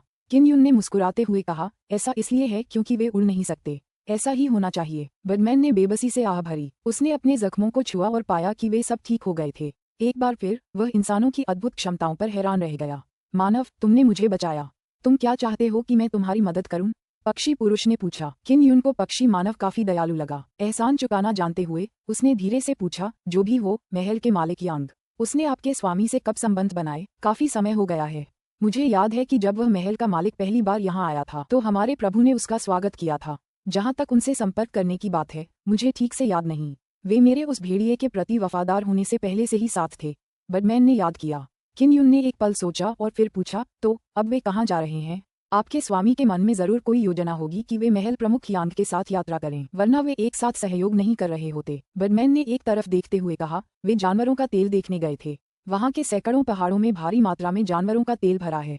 ये जानवरों का तेल हम जानवरों के खाने के लिए है। वह महल का मालिक यांग समय समय पर यहाँ आकर बड़ी मात्रा में जानवरों का तेल ले आता है। उसे ये जानवर का तेल किस लिए चाहिए? किन यून ने बड़े आश्चर्य से पूछा। आखिरकार उसे समझ आ गया कि जानवर बिना भोजन के इतनी तेजी से प्रजनन कैसे कर पाते हैं। पता चला कि यहाँ बड़ी मात्रा में रहस्यमयी जानवरों का तेल मौजूद था। मुझे नहीं पता, मैं तुम्हें इसे दिखाने ले चलूंगा। पक्षी पुरुष ने कहा, जरूरत नहीं। अगर वे तुम्हें खोज लेंगे तो तुम जरूर मर जाओगे। मैं खुद ही आगे बढ़ जाऊंगा। सबसे पहले बीस्टमैन पर्वत श्रृंखला से उड़कर तियानकिन साम्राज्य की सीमा पर पत्थर के स्मारक के पास कहीं छिप जाओ। जब मैं वापस आऊंगा तो तुम्हें बुलाने के लिए वहां मौजूद रहूंगा। किन यून ने फुसफुसाते हुए एक दिशा की ओर इशारा किया। बडमैन ने सिर हिलाया और कहा, ठीक है, भविष्य में किसी को मत मारना। किन यून ने उसे बार बार चेतावनी दी। मैंने पहले कभी किसी को नहीं मारा। मैं जानवरों की चर्बी खाकर बड़ा हुआ हूँ। बडमैन शिकायत में उछल पड़ा और बोला, ठीक है, चलो। किन यून ने कहा, मैं रास्ते में उन वेयरवुल्फों को मार डालूंगा। जब पक्षी मानवों ने ये सुना तो वे बहुत प्रसन्न होकर उड़ गए। किन यून ने जल्दी से वेयरवुल्फों को ढूंढ लिया और अपनी आत्मासार कृपाण से उन्हें आसानी से मार गिराया। इसके बाद वह जानवर के तेल की दिशा में चल पड़ा। मोमो, क्या आपने जानवरों के तेल के बारे में सुना है? किन यून ने पूछा। पता नहीं, देखने के बाद ही पता चलेगा। जब हम वापस आएंगे तो मैं बाहर जाकर उस पक्षी मानव को देखना चाहता हूँ। इस तरह मुझे यकीन हो जाएगा कि ये राक्षस मानव जादुई दुनिया से भाग कर आए हैं। मोमो ने कहा। जब किन यून 2 पहाड़ों को पार कर गया तो उसे एक और आभा का एहसास हुआ। यह एक प्राचीन आभा थी और इसमें अत्यंत शक्तिशाली ऊर्जा थी। पहाड़ की चोटी पर पहुंचकर उसे जल्दी ही पता चल गया कि पहाड़ के नीचे कई जानवर थे। वे सभी टॉरेन थे और जानवरों का तेल निकालने में व्यस्त थे। वह जल्दी से अंधेरे में छिप गया और पहाड़ से नीचे उतर गया। जल्द ही उसे तथाकथित बीस्ट ऑयल दिखाई दिया। ये पारदर्शी और रंगहीन था, तरल पदार्थ जैसा। हालांकि इसकी एक अजीब सी गंध थी। पहाड़ के पास कुछ मीटर चौड़ा एक विशाल कुआं था। टॉरेन बीस्टमैन मिलकर एक बड़ी बाल्टी ऊपर खींच रहे थे। जल्द ही वैट को ऊपर खींच लिया गया और उसके बगल में रख दिया गया। यहाँ पशुओं के तेल से भरे कई बर्तन थे। इसके बाद टॉरेन ने एक बड़ी धातु की बाल्टी कुएं में फेंकी और उसमें तेल डालना जारी रखा। किन यून चुपचाप एक बर्तन के पास गया और एक कटोरा निकाला। आधा कटोरा भरने के बाद उसे ये देखकर आश्चर्य हुआ कि आधे भरे कटोरे का वजन कम से कम 100 किलोग्राम था। केवल इसके वजन से ही इसमें निहित ऊर्जा की मात्रा का अंदाजा लगाया जा सकता है। मोमो, जानवरों का तेल आ गया है। देखो, क्या जादुई दुनिया में भी ऐसी कोई चीज है। किम यून को जानवरों के तेल के खास असर का पता नहीं था। उसे बस इतना पता था कि जानवरों के जीव जंतु इसे खाकर अपनी जीविका चलाते हैं। जहाँ तक ब्लू स्पिरिट वेस्ट पैलेस का प्रश्न है, वे इस तेल को बहुत महत्व देते थे। जब आधा कटोरा जानवर का तेल भंडारण स्थान में रखा गया तो मोमो चिल्लाया, ये है जानवर की आत्मा का तरल, जानवरों की आत्मा का द्रव। यह क्या है? जब किम यून ने परी की आवाज सुनी तो उसे यकीन हो गया कि जानवरों का तेल साधारण नहीं था। यह एक ऐसी चीज है जिसे जादुई जानवर और जानवर वंश दोनों ही खाना पसंद करते हैं। ये कैसे प्रकट हुआ, ये तो मुझे भी नहीं पता। मोमो ने कहा, भाई यूं, अब मुझे पता चल गया है कि ये जानवर क्या हैं। ये असल में जानवर हैं। इनके शरीर में जानवरों का खून है, इसलिए ये आधे इंसान और आधे जानवर हैं। जादुई क्षेत्र में बीस्ट ब्लडलाइन कबीला जादुई जानवरों के बाद दूसरे स्थान पर है। चूंकि बीस्टमैन जाति के रक्त में जादुई जानवरों का खून होता है, इसलिए जब भी उनका सामना जादुई जानवरों से होता है तो वे उनके हमले से बच सकते हैं। अगर वे बड़ी मात्रा में बीस्ट स्पिरिट लिक्विड का इस्तेमाल करते हैं तो वे जादुई जानवरों से कुछ भी करवा सकते हैं। अब ये स्पष्ट हो गया कि कैसे पशु मानव जादुई जानवरों को नियंत्रित करते थे। ये सब तेल की बदौलत था। अचानक किम यून को एक जानी पहचानी आभा का एहसास हुआ। यह जियाओ यांगलोंग की आभा थी। जियाओ यांगलोंग भी वास्तव में यहाँ था। ब्लू स्पिरिट वेस्ट पैलेस के पैलेस हेड यांग जियाओ यांगलोंग के साथ थे। वे धीरे धीरे उन दर्जनों बैरल तेल की ओर बढ़े। महल के स्वामी यांग और जियाओ यांगलोंग के अलावा एक और युवक था जो 9वें स्तर के मार्शल बॉडी क्षेत्र में था। वह आदरपूर्वक जियाओ यांगलोंग और महल के स्वामी यांग के पीछे पीछे चल रहा था। किम यून जल्दी से एक बड़े खाली बैरल में छिप गया। मास्टर, मैं जल्द से जल्द यांग शियू के साथ एक बड़ी शादी आयोजित करने की योजना बना रहा हूँ। उस समय मैं मास्टर से मेरे लिए इसकी मेजबानी करने के लिए कहूंगा, जियो यांगलोंग ने कहा। इन शब्दों से किम यून का दिल उछल पड़ा। महल प्रमुख यांग हंसे, कोई बात नहीं, मुझे लगा था कि तुम किम यून को हरा दोगे और एक भव्य शादी का आयोजन कर सकोगे। मुझे उम्मीद नहीं थी कि यह इतनी जल्दी शुरू हो जाएगी। मुझे एक अड़चन का सामना करना पड़ा है और मैंने अभी अभी यिन यांग साधना तकनीक प्राप्त की है। मैं ये देखना चाहता हूँ कि क्या मैं यांग शियू से कुछ पोषण प्राप्त कर सकता हूँ जो मुझे इससे उबरने में मदद करेगा। गुरुजी, आपको ये स्पष्ट होना चाहिए कि उनके जैसी प्रतिभा अत्यंत दुर्लभ है। मैं नहीं चाहता कि कोई और मुझसे आगे निकल जाए। जियाओ यांगलोंग ने मुस्कुराते हुए उत्तर दिया। जब किम यून ने ये सुना तो वह इतना क्रोधित हुआ कि उसके दिल से खून टपकने लगा। जियाओ यांगलोंग दरअसल यांग शियू को राक्षसी कला की साधना के लिए भट्टी की तरह इस्तेमाल करना चाहता था। गुरुजी, आपको आगे से यहाँ बार बार आने की जरूरत नहीं पड़ेगी। जानवरों का तेल लाने का काम मुझ पर छोड़ दीजिए। युवक मुस्कुराया और बोला, इस तरह आपको शादी की तैयारी करने का समय मिल जाएगा। झांग हैंग, ये जानवर का तेल बहुत कीमती है। खनन के लिए हमने अरबों क्रिस्टल सिक्के और औजार बनाने में भारी मात्रा में मानव शक्ति का इस्तेमाल किया है। महल प्रमुख यांग ने कहा। जानवर के तेल का इस्तेमाल जलाने और लगातार तेज लपटें छोड़ने के लिए किया जा सकता है। इसका इस्तेमाल जुवान युआन स्टील को जलाने के लिए भी किया जा सकता है। ये हमारे ब्लू स्पिरिट वेस्ट पैलेस के लिए बहुत महत्वपूर्ण है। हम ब्लू स्पिरिट सेंट पैलेस को उखाड़ फेंक सकते हैं या नहीं और 5 महलों के प्रमुख बन सकते हैं या नहीं, यह इस जानवर के तेल पर निर्भर करेगा। अध्याय 285। किम यून को ये जानने की उत्सुकता थी कि ब्लू स्पिरिट वेस्ट पैलेस को ये तेल क्यों चाहिए। अब उसे समझ में आया कि इसका इस्तेमाल जुवान युआन स्टील को जलाने के लिए किया जाता था। जुवान युआन स्टील जुवान कलाकृतियों को परिष्कृत करने के लिए इस्तेमाल की जाने वाली एक सामग्री है। ऐसा कहा जाता था कि जुवान युआन स्टील प्राप्त करने से पहले उन्हें जुवान क्रिस्टल आयरन को जलाने और उसे लंबे समय तक परिष्कृत करने के लिए तीव्र लपटों का उपयोग करना पड़ता था। यदि शक्तिशाली जुवान कलाकृतियों को परिष्कृत करने के लिए बड़ी मात्रा में जुवान युआन स्टील का उपयोग किया जाता तो यह निश्चित रूप से एक बल को बहुत मजबूत बनाने में सक्षम होता। बेशक, पशु तेल का एक और बड़ा लाभ था, वह था जादुई जानवरों को खिलाना। उन जादुई जानवरों को जादुई जानवर के क्रिस्टल अंडे सेने के लिए इंसानों को खाना पड़ता है, वरना हमारे पास मौजूद तेल की मात्रा के आधार पर हम बड़ी संख्या में जादुई जानवरों को नियंत्रित कर सकते हैं। जियो यांगलोंग ने एक बड़े बैरल का ढक्कन खोला और कहा, आह लोंग, तुमने कहा था कि तुम जल्द से जल्द यांग शियू से शादी करना चाहते हो, क्या वह तैयार है? वह अभी ब्लू स्पिरिट सेंट पैलेस की एक संत है। अगर वह नहीं चाहती तो हम जबरदस्ती अंदर नहीं जा सकते। पैलेस प्रमुख यांग ने कहा, चिंता मत करो, यांग शियू जिस यांग परिवार से ताल्लुक रखती है वह पूरी तरह से मेरे नियंत्रण में है। अगर यांग शियू नहीं मानी तो उसे अंजाम पता चल जाएगा। जियो यांगलोंग बहुत आश्वस्त था और उसने ठंडी मुस्कान के साथ कहा, अन्यथा यांग परिवार यांग शियू को मुझसे सगाई नहीं करने देता। किम यून ने बहुत पहले ही अनुमान लगा लिया था कि यांग शियू को मजबूर किया गया है और जैसा कि उसने सोचा था वैसा ही हुआ। वाह, उस समय मैं प्रभावशाली मेहमानों को आमंत्रित करने का प्रभारी रहूंगा ताकि आप सबकी नजरों में छा जाएं। आखिरकार ये हमारे ब्लू स्पिरिट वेस्ट पैलेस के लिए एक खुशी का अवसर है। पैलेस मास्टर यांग हंसे। ये साफ जाहिर था कि वे जियाओ यांगलोंग को बहुत महत्व देते थे। उनके पीछे चल रहे युवक का नाम झांग हैंग था, जो शियाओ यांगलोंग का शिष्य था। वह भी 16-17 साल का लग रहा था। भले ही वह 9वें स्तर के मार्शल बॉडी क्षेत्र में था, फिर भी ऐसी प्रतिभा अत्यंत दुर्लभ थी। झांग हेंग ने कहा, गुरुजी, क्या वह किन यून आपको चुनौती नहीं देना चाहता था? अगर वह आया तो मैं वादा करता हूँ कि मैं उसे तब तक पीटूंगा जब तक वह घुटने टेककर आपसे माफी नहीं मांग लेता। गुरु को इतनी अहंकार से चुनौती देना और बार बार गुरु का सौभाग्य भी बर्बाद करना। ठीक है, जब समय आएगा तो तुम लड़ोगे। अगर वह तुम्हें हरा भी नहीं सकता तो मुझे चुनौती देने की तो बात ही मत करो। अगर मेरा चेला उसे पीट पीट कर अधमरा कर दे तो बहुत अच्छा होगा। जियो यांगलोंग ने झांग हेंग के कंधे पर थपथपाया और जोर से हंसा। अगर तुम उसे मार डालोगे तो मैं यूएलन की शादी तुमसे कराने का कोई तरीका सोचूंगा। ये सुनकर झांग हेंग बहुत खुश हुआ। तो फिर शुक्रिया गुरु।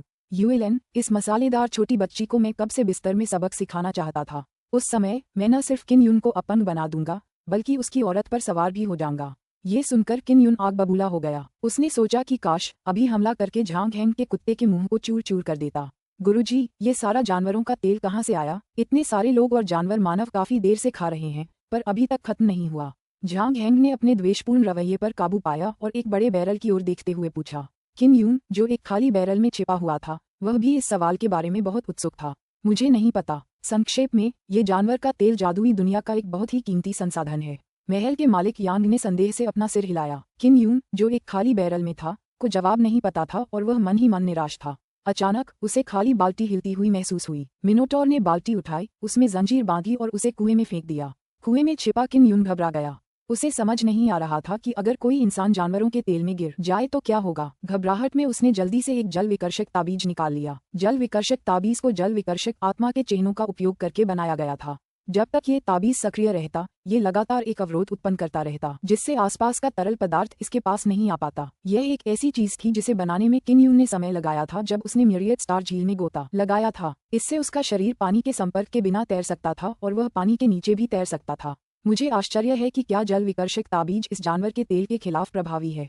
किन यून द्वारा जल विकर्षक ताबीज को सक्रिय करने के बाद बड़ा बैरल कुछ 100 मीटर की गहराई तक गिर गया और जानवर के तेल में भी गया। जल विकर्षक ताबीज ने काम किया और जानवर का तेल उसके शरीर को छू नहीं सका। ऐसा लग रहा था जैसे एक पारदर्शी अवरोध उसके शरीर के बाहरी भाग को ढक रहा हो, जो तरल पदार्थ को अंदर जाने से रोक रहा हो। चूंकि मैं यहाँ आ ही गया हूँ तो क्यों न नीचे गोता लगाकर देख लूं। यह अजीब विचार अचानक किन यून के दिमाग में आया और वह तेल के कुएं से रेंगकर बाहर निकल आया था और उसकी गहराई में पहुंच गया था। प्रत्येक पर्वत के आसपास 1 या 2 ऐसे तेल के कुएं थे। जानवरों के आदमी पानी खींचने की तरह जानवरों के तेल की बाल्टियों के बाद बाल्टियां लाए और उन्हें ब्लू स्पिरिट वेस्ट पैलेस के लोगों के लिए तेल के कुएं के बगल में खुले क्षेत्र में छोड़ दिया। तेल के कुएं में हमेशा से ही तेल की मात्रा बहुत ज्यादा रही थी और सालों से वह सूखा नहीं था। यह अविश्वसनीय था। इसलिए किन यून ने जानवर के तेल के स्रोत की जांच करने के लिए गहराई में गोता लगाने का फैसला किया। किन यून ने गहराई में गोता लगाया और उसे एक तेज बहाव का एहसास हुआ। ये तेज बहाव भारी मात्रा में जानवरों के तेल की दिशा में था। दिशा पाकर किन यून ने तुरंत अपनी गति बढ़ा दी और बहती धारा की दिशा में तैरने लगा।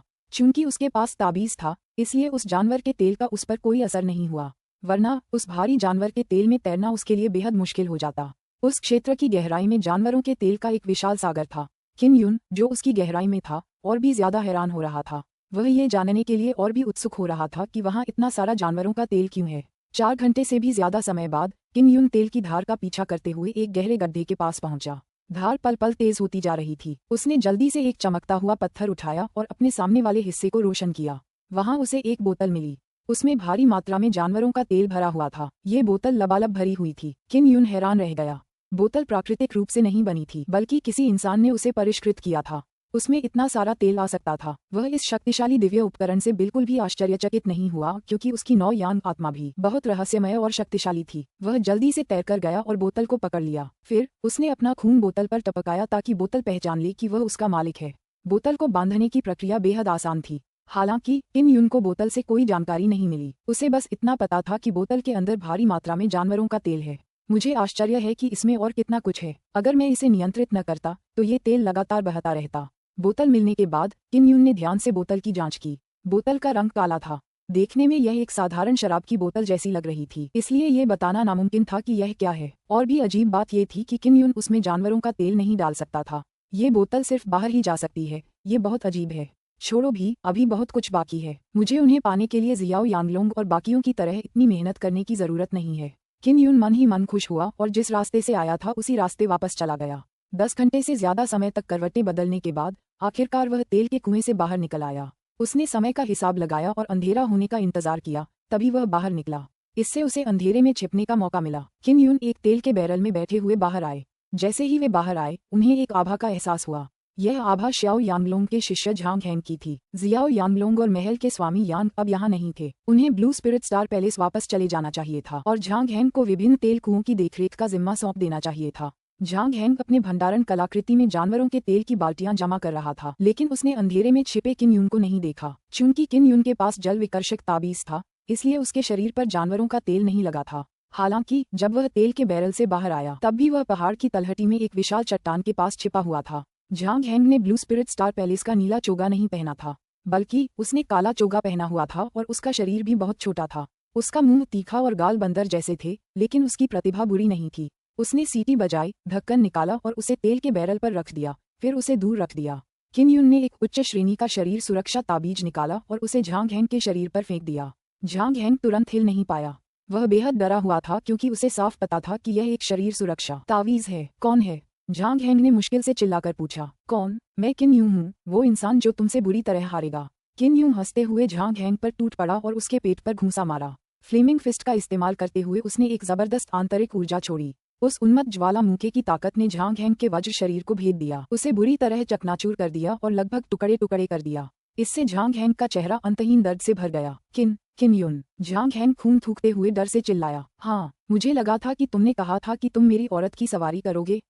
क्या ऐसा है? ये कहते ही किन यून ने झांग हैंग के चेहरे पर एक तमाचा जड़ दिया। ये 1000 घोड़ों वाला ताड़ का ताड़ था। हालांकि उसने ज्यादा ताकत नहीं लगाई थी, लेकिन इसने झांग हैंग का चेहरा पूरी तरह से बिगाड़ दिया था। झांग हैंग बेहद दर्द में था। वह दिल ही दिल में गुस्से से भरा था, लेकिन साथ ही वह बेहद डरा हुआ भी था। उसने कभी उम्मीद नहीं की थी कि किन यून इतनी बुरी जगह पर आ जाएगा और उनकी बातचीत भी सुन लेगा। जियाओ यांगलोंग की ताकत कम नहीं है, लेकिन उसका ये कुत्ते जैसा चेला बहुत कमजोर है। किन यून ने झांग हैंग के दर्द भरे भाव देखे और मुस्कुराते हुए कहा, ऐसे में तो मैं सीधे जियाओ यांगलोंग को चुनौती दे सकता हूँ। मुझे तुमसे लड़ने की जरूरत नहीं है, कुत्ते। बोलते बोलते उसने झांग हैंग की मार्शल स्पिरिट को निकालना शुरू कर दिया। झांग हैंग ने महसूस किया कि वज्र का आंतरिक भाग धीरे धीरे बाहर खींचा जा रहा है। वह दर्द से चीख पड़ा और किन यून ने उसका मुंह बंद कर दिया। पहले यह अफवाह थी कि किन यून ने आत्मा शोधन कला में महारत हासिल कर ली है, हालांकि इसका खंडन किया गया था। अब झांग हैंग को यकीन हो गया था कि किन यून ने सचमुच एक भयानक आत्मा शोधन कला में महारत हासिल कर ली है। अरे कुत्ते, क्या तू जानता है मैं कितना ताकतवर हूँ? हे, चिंता मत कर, जियाओ यांगलोंग और वो महल का मालिक यांग तुझसे भी ज्यादा बुरी मौत मरेंगे। किन यून ने उस मार्शल स्पिरिट को देखा जो उसने निकाली थी और हैरानी से कह उठा, ये असल में एक purple gold sabre marshal spirit है। ये तो कमाल है, इसे अपनी कृपाण में ढालने के लिए ये बिल्कुल सही है। शुक्रिया कुत्ते। झांग हैंग नफरत से भर गया था। असल में उसने किन यून से मुकाबला करने की योजना बनाई थी जब किन यून ने जियाओ यांगलोंग को चुनौती दी थी और उसे हरा दिया था। ऐसा करके वह खुद को मशहूर बनाना और दिखावा करना चाहता था, लेकिन किसने सोचा था कि वह इस शापित जगह पर मर जाएगा। किन यून ने बैंगनी सोने की कृपाण वाली मार्शल स्पिरिट को एक सोल सीलिंग ऑब में रखा और झांग हैंग से एक जेड पेंडेंट लिया। यह एक भंडारण कलाकृति थी। मैं मर नहीं सकता, मैं एक प्रतिभाशाली व्यक्ति हूँ जिसे ब्लू स्पिरिट वेस्ट पैलेस ने बड़ी मेहनत से पाला है। किन यून ने व्यंग्यात्मक लहजे में कहा, भाड़ में जाओ। तुम्हें उन प्रतिभाशाली लोगों से बात करनी चाहिए जिन्हें मैंने मारा था और तुम उस स्वभाव के साथ मुझे हराना भी चाहते थे। तुम मेरी औरत पर भी बुरी नीयत रखते हो। इसके साथ ही उसने आसानी से झांग हैंग को मार डाला, जो भय और घृणा से भरा हुआ था। इतने सारे तेल के साथ हम जियाओ यांगलोंग और बाकियों को ऊपरी हाथ हासिल नहीं करने दे सकते। किन यून एक तेल के कुएं के पास खड़ा था और उसने आग का एक गोला बनाया और उसमें गोली चला दी।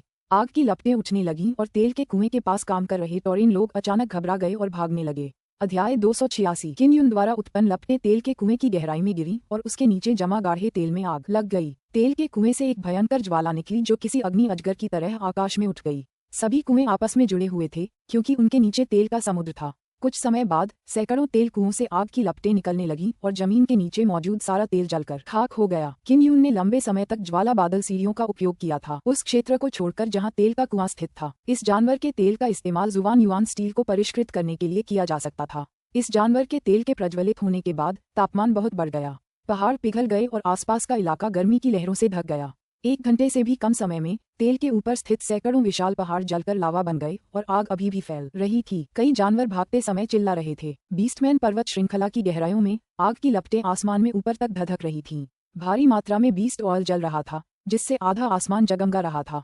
इसने रात के आसमान को आग जैसे लाल रंग में रंग दिया था जिससे वह बेहद खूबसूरत लग रहा था। किन यून पहले से ही ज्वाला बादल की सीढ़ियों पर दौड़ रहा था जैसे ही वह हवा में उड़ रहा था उसने खुद को बीस्टमैन पर्वत श्रृंखला से दूर कर लिया। तियान किन सीमा पर एक स्तंभ के ऊपर एक पक्षी मानव खड़ा था। बर्डमैन ने दूर बीस्टमैन पर्वत श्रृंखला के ऊपर आसमान की ओर देखा। लपटें उठ रही थीं और उसे पता चल गया कि अंदर आग लगी है। क्या यह उस इंसानी बच्चे ने किया होगा? उसने तेल का कुआं जला दिया। यह अच्छा है, जानवर नाश होने वाले हैं। बर्डमैन घबरा गया क्योंकि वह किन यून के लिए डर महसूस करने से खुद को रोक नहीं पाया। किन यून बहुत तेज दौड़ा। हवा में दौड़ते हुए उसने बिना किसी हिचकिचाहट के फ्लेम क्लाउड स्टेप्स का इस्तेमाल किया। जल्द ही वह बीस्टमैन पर्वत श्रृंखला से बाहर निकल गया। बहुत जल्दी ही वह विश्व पट्टिका के पास पहुंच गया। बर्डमैन को और भी हैरानी हुई जब उसने देखा कि किन यून उड़ भी सकता है।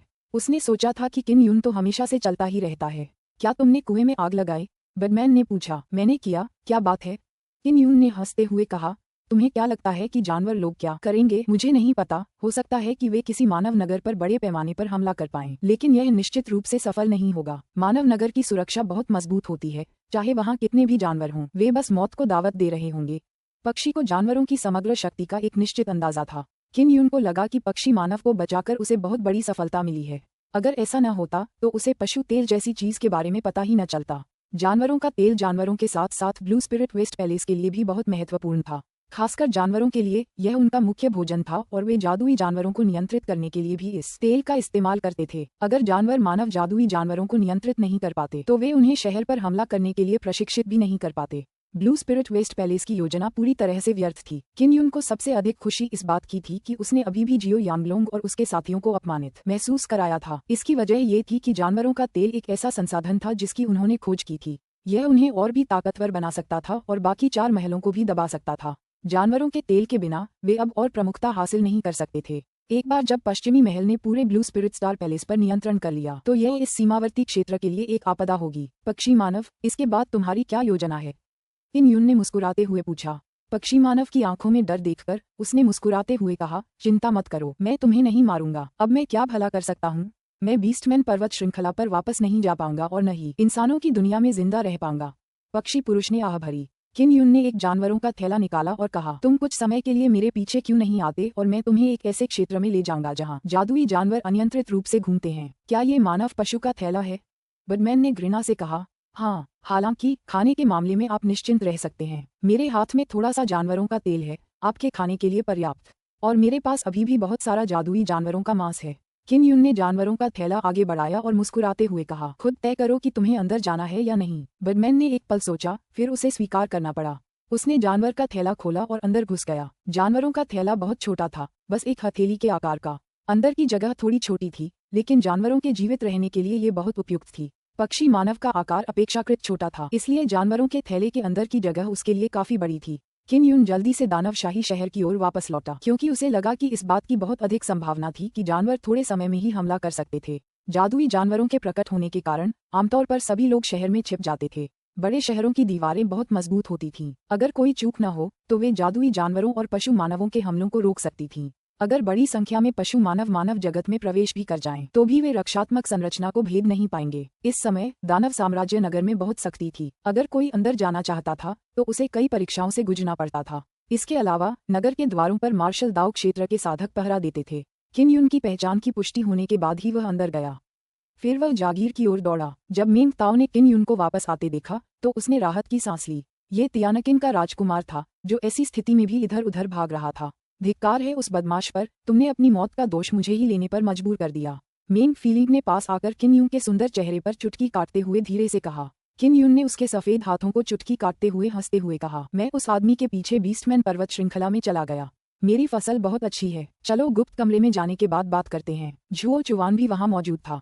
जब उसे और मेंग ताओ को पता चला कि किन यून बीस्टमैन पर्वत श्रृंखला में प्रवेश कर गया है तो वे चकित रह गए और जल्दी से गुप्त कक्ष में प्रवेश कर गए। किन यून ने मेंग फेलिंग को अंदर खींच लिया। तुम्हें क्या मिला? मैं उस राक्षसी पहाड़ के अंदर देखने की योजना बना रहा था, झुओ चुवान ने कहा। जानवरों का जादुई जानवरों पर नियंत्रण है। ब्लू स्पिरिट वेस्ट पैलेस वाकई इसके पीछे है। किन यून का शरीर ठंडा पड़ गया। वे एक बहुत बड़ी साजिश रच रहे हैं। किन यून ने जो कुछ भी जाना था वह सब बता दिया। हालांकि उसने पक्षी मानव और यह बात नहीं बताई थी कि उसके पास जानवरों के तेल का कितना बड़ा भंडार है। उसे चिंता थी कि झुओ चुवान और मेंग ताओ पक्षी मानव को मार डालेंगे। उसे ये भी चिंता थी कि झुओ चुवान जादुई दुनिया की बोतल ले जाएगा। किन यून किसी और को इतना तेल देने का साहस नहीं कर सका। बीस्टमैन पर्वत श्रृंखला में बहुत सारा जानवरों का तेल है। जुओ चुवान का चेहरा दर्द से भर गया और उसने कहा, ये सचमुच अफसोस की बात है कि सब कुछ जल गया। कितना अफसोस की बात है। जुआन युआन स्टील जलाने के लिए यह एक अच्छी चीज है। मेंग ताओ भी जानवरों के तेल का इस्तेमाल जानता था और उसने कहा, जानवर बंजर जानवरों की पर्वत श्रृंखला में छिपे थे और भूख से नहीं मरे, इसलिए उनके पास अपनी ऊर्जा पुनः प्राप्त करने के लिए बड़ी मात्रा में जानवरों का तेल था। हालांकि यह अफसोस की बात है कि यह जल गया, लेकिन यह जानवरों को नष्ट करने के लिए पर्याप्त था। इसके अलावा जानवर जादुई जानवरों को नियंत्रित करने के लिए जानवरों के तेल का उपयोग नहीं कर सकते थे। सबसे महत्वपूर्ण बात यह है कि ब्लू स्पिरिट वेस्ट पैलेस की साजिश को अंजाम नहीं दिया जा सकता। हाँ किन यून, तुमने अच्छा किया। जुओ चुवान का दिल दुखा, लेकिन वह ये भी जानता था कि जानवर का तेल कई अच्छी जगहों पर जलाया गया था। तो फिर महान बुजुर्ग, आप मुझे क्या इनाम देंगे? किन यून हंसा। जुओ चुवान ने एक पल सोचा, फिर 2 आत्मिक पशु कोर निकाले और कहा, मेरे पास बस यही हैं, तुम इन्हें ले सकते हो। मोमो ये सब खा सकता था, इसलिए किन यून ने मुस्कुराते हुए इसे स्वीकार कर लिया। बूढ़े मेंग, तुम्हारे कुलपिता जल्द ही वापस आ जाएंगे। जुओ चुवान ने मेंग ताओ की ओर देखा और कहा, बीस्टमैन पर्वत श्रृंखला जलकर खाक हो गई है। बीस्टमैन निश्चित रूप से पागल होकर भाग जाएंगे। अपनी ताकत के बावजूद वे पागल बीस्टमैन का विरोध नहीं कर पाएंगे। लगता है अब हम सीमा पर और अधिक नियंत्रण नहीं रख सकते, हमें बीस्टमैन को इसे पार करने देना होगा। मेंग ताओ ने एक लंबी सांस ली। किन यून ने मुस्कुराते हुए कहा, कोई बात नहीं, आखिरकार वे रास्ते में हैं और हमारे शहर के लिए कोई खतरा नहीं है। चिंता की बात यह है कि जादुई जानवर उन्हें खा जाएंगे, जिससे उनकी ताकत बढ़ जाएगी। शहर में जानवरों का प्रवेश जादुई जानवरों के झुंड के प्रवेश जैसा ही था। वे केवल शहर के बाहर ही घूम सकते थे और उनके पास अंदर जाने का कोई रास्ता नहीं था। अगर बीस्टमैन की संख्या ज्यादा न होती तो ज्यादातर मार्शल आर्टिस्ट टीमें उनसे लड़ पाती, कोई खतरा ही नहीं होता। राजकुमार, क्या आप कुछ समय के लिए हमारे दानवशाही शहर में रहने वाले हैं?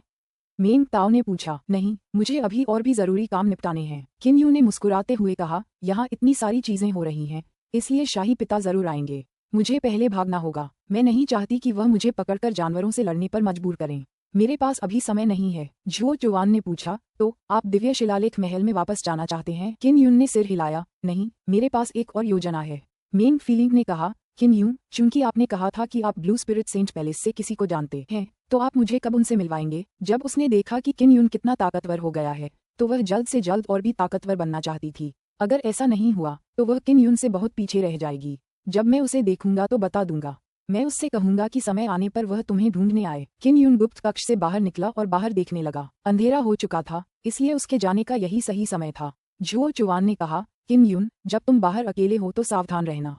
ब्लू स्पिरिट वेस्ट पैलेस के ये लोग तुम्हारी मौत के अलावा और कुछ नहीं चाहते। इसके अलावा तुम्हारे बहुत सारे दुश्मन हैं। अगर जरूरत पड़े तो तुम्हें अपनी पहचान छुपानी होगी। मैं समझ गया, मैं जा रहा हूँ, तुम लोगों को बहुत सावधान रहना होगा। किन यून हवेली से बाहर निकला और प्रवेश द्वार की ओर बढ़ा। जुओ चुवान और बाकी लोग जानना चाहते थे कि किन यून कहाँ जा रहा है, क्योंकि उसे अभी अभी स्टार जुवान वो अकादमी से बाहर निकाल दिया गया था। वह न तो दिव्य शिलालेख महल जाना चाहता था और न ही तियान किन शाही शहर लौटना चाहता था।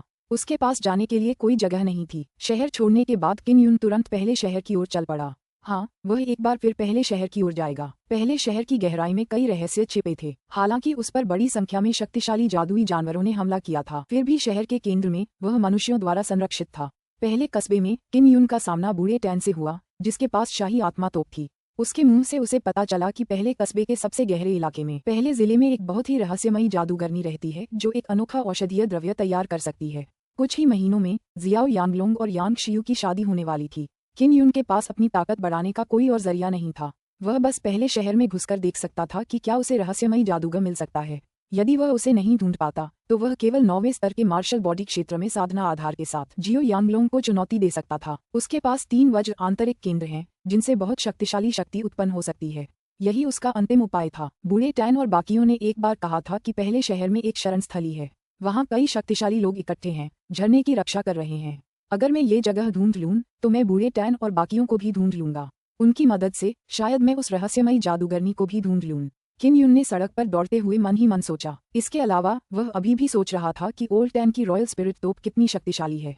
अगर वह विच डॉक्टर को न ढूंढ पाया और ओल्ड टैन को ढूंढ पाया तो वह रॉयल स्पिरिट तोप उधार ले सकता था और मोमो को अंधेरी रेखाओं के पार देखने दे सकता था। अध्याय 287। देर रात किन यून हवा में दौड़ रहा था। वह अभी भी फ्लेम क्लाउड स्टेप्स का इस्तेमाल कर रहा था। हालांकि उसके पास पृथ्वी लोक की गति तकनीक रहस्यमयी ताराचरण थी, लेकिन उसका मार्गदर्शन करने वाला कोई नहीं था और वह आसानी से उसका अभ्यास करने की हिम्मत नहीं जुटा पा रहा था। इससे उसका दिल सचमुच बेचैन हो गया। शिक्षिका यांग शियू को पृथ्वी स्तर की साधना तकनीक का भी ज्ञान होना चाहिए, इसलिए मुझे आशा है कि मुझे उनसे सीखने का अवसर मिलेगा। किन यून ज्वालामेघ चरणों को पूर्णता से कर सकता था, लेकिन इसके लिए उसे आंतरिक ऊर्जा का उपभोग करना पड़ता था। हालांकि गति तेज थी, लेकिन ऊर्जा का उपभोग बहुत अधिक था और व्यवहारिक नहीं था। उन्होंने महसूस किया कि यदि वह अपनी वर्तमान शक्ति के साथ उच्च स्तरीय गति कौशल में निपुण हो जाएं, तो उनकी गति निश्चित रूप से तेज हो जाएगी। यदि यह तथ्य न होता कि उसने पृथ्वी स्तरीय गति कौशल रहस्यमय सितारा चरण प्राप्त कर लिया था, तो उसने पहले ही कोई अन्य उपयुक्त गति कौशल प्राप्त कर लिया होता। दानवशाही शहर से पहले शहर तक की दूरी बहुत लंबी थी। इसके अलावा किन यून दिन के समय बहुत सावधान रहता था, इसलिए उसे आगे बढ़ने में बहुत समय लगता था। पहले किन यून दिन में इधर उधर घूमने की हिम्मत नहीं करता था। अब 9वें स्तर के मार्शल बॉडी क्षेत्र में अपनी साधना के साथ वह अधिक सहज महसूस कर सकता था। इसके अलावा मोमो उसके कपड़ों के भीतर छिपा हुआ था, जिससे वह दूरी पर विभिन्न जादुई जानवरों को महसूस कर सकता था। मोमो, क्या तुम सच में काली रेखा देख सकते हो और काली और चमकीली रेखाएं याद रख सकते हो? किन यून को अब भी यह अविश्वसनीय लग रहा था। यह एक अविश्वसनीय बात थी। कई वर्षों तक डार्क लाइन्स को देखा नहीं जा सका, अन्यथा ये बहुत पहले ही गड़बड़ हो गई होती। बेशक ये सच है। अगर ऐसा नहीं है क्योंकि इसमें बहुत ऊर्जा लगती है, तो मैं इसे पहनकर देख सकती हूँ, लेकिन इसे आजमाने के बाद मुझे बहुत भूख लगेगी और मुझे खाना पड़ेगा। बेहतर होगा कि हम इसे इतना बर्बाद न करें। बड़े भाई यूं, मेरे लिए खाना ढूंढना आपके लिए आसान नहीं है, उसने धीरे से कहा। परी किन यूं के कपड़ों के नीचे छिपी हुई थी, जिससे केवल उसका छोटा सा सिर दिखाई दे रहा था। किन यून बहुत आराम से दौड़ रहा था, इसलिए जब परी उसके कपड़ों के अंदर छिपी थी तो उसे कोई असुविधा महसूस नहीं हुई। यदि आप जटिल अंधेरी रेखाओं के पार देखना चाहते हैं, तो क्या आपको अधिक ऊर्जा की आवश्यकता होगी? किन यून ने फिर पूछा। अगर डार्क लाइन्स के कई सेट हैं, तो मुझे कई दानव जानवर क्रिस्टल अंडों की जरूरत पड़ेगी। अपनी बात खत्म करते करते उसकी आवाज धीमी होती गई और उसने थोड़ी शर्मिंदगी के साथ कहा, हो सकता है कि मैं तुम्हारे सारे जादुई जानवर क्रिस्टल अंडों को एक ही बार में इस्तेमाल कर लूं। किन यून ने पहले से ही काफी सारे राक्षसी क्रिस्टल अंडे जमा कर रखे थे। अगर परी सामान्य रूप से उनका सेवन करती, तो वे उसके लिए आधे साल से ज्यादा चल सकते थे। अगर यह वास्तव में संभव है, तो चाहे आप कितने भी जादुई जानवर क्रिस्टल अंडे खा लें, यह अभी भी बहुत सार्थक होगा। किन यून बेहद उत्साहित था जब उसने शाही आत्मा तोप की ताकत के बारे में सोचा। अगर वह 10 जादुई जानवरों के क्रिस्टल अंडे भी इस्तेमाल करता, तो भी उसे रॉयल ग्रेट स्पिरिट आर्टिफैक्ट से बदलना इतना आसान नहीं होता। इसके अलावा यह एक बहुत ही अनोखा रॉयल ग्रेट स्पिरिट हथियार था। उस समय किन यून केवल 7वें स्तर के मार्शल बॉडी क्षेत्र में था। वह एक आत्मिक राक्षस जानवर को हराने के लिए रॉयल स्पिरिट तोप का इस्तेमाल कर सकता था। बड़े भाई यून, क्या ऐसा हो सकता है कि आपको कोई आत्मा कलाकृति पसंद आ गई हो और आप उसे प्राप्त करना चाहते हो? मोमो ने शरारत से हंसते हुए कहा। होशियार, वह आत्मिक हथियार बहुत शक्तिशाली है। अगर मैं इसे सचमुच हासिल कर लूं, तो भविष्य में जादुई जानवर के क्रिस्टल अंडे को पाना और भी आसान हो जाएगा। किन यून ने बड़े आत्मविश्वास से कहा। आखिरकार उसका शरीर सुरक्षित करने वाला तावीज बेहद भयानक था, जो आत्मिक जानवरों को जकड़ने में सक्षम था। मोमो हल्के से हंसे, ये बहुत अच्छा है। उस समय मैं निश्चित रूप से डार्क लाइन को बहुत ध्यान से याद रखूंगा और भाई यूं को एक शक्तिशाली स्पिरिट हथियार को परिष्कृत करने दूंगा। किन यूं भी जल्दी से शाही आत्मा तोप की नकल करना चाहता था, हालांकि यह इतना आसान नहीं था। सामग्री और शिलालेख उसके लिए बड़ी समस्याएं खड़ी कर सकते थे। उन्होंने पहले एक उच्च श्रेणी या शीर्ष श्रेणी के स्पिरिट हथियार को परिष्कृत करने की योजना बनाई, भले ही वह रॉयल स्पिरिट तोप से शिलालेख प्राप्त कर सकें। इस समय वह मुश्किल से ही एक उच्च श्रेणी के स्पिरिट हथियार को परिष्कृत कर पा रहा था।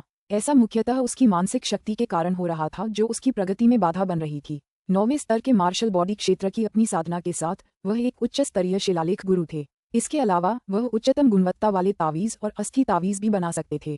यह अत्यंत शक्तिशाली था। कई पुराने उच्च स्तरीय शिलालेख मास्टर्स अपना पूरा जीवन जी चुके थे और उनसे केवल थोड़े ही अधिक शक्तिशाली थे। 3 दिन की यात्रा के बाद किन यून को आखिरकार खंडहरों का एक बड़ा सा इलाका दिखाई दिया।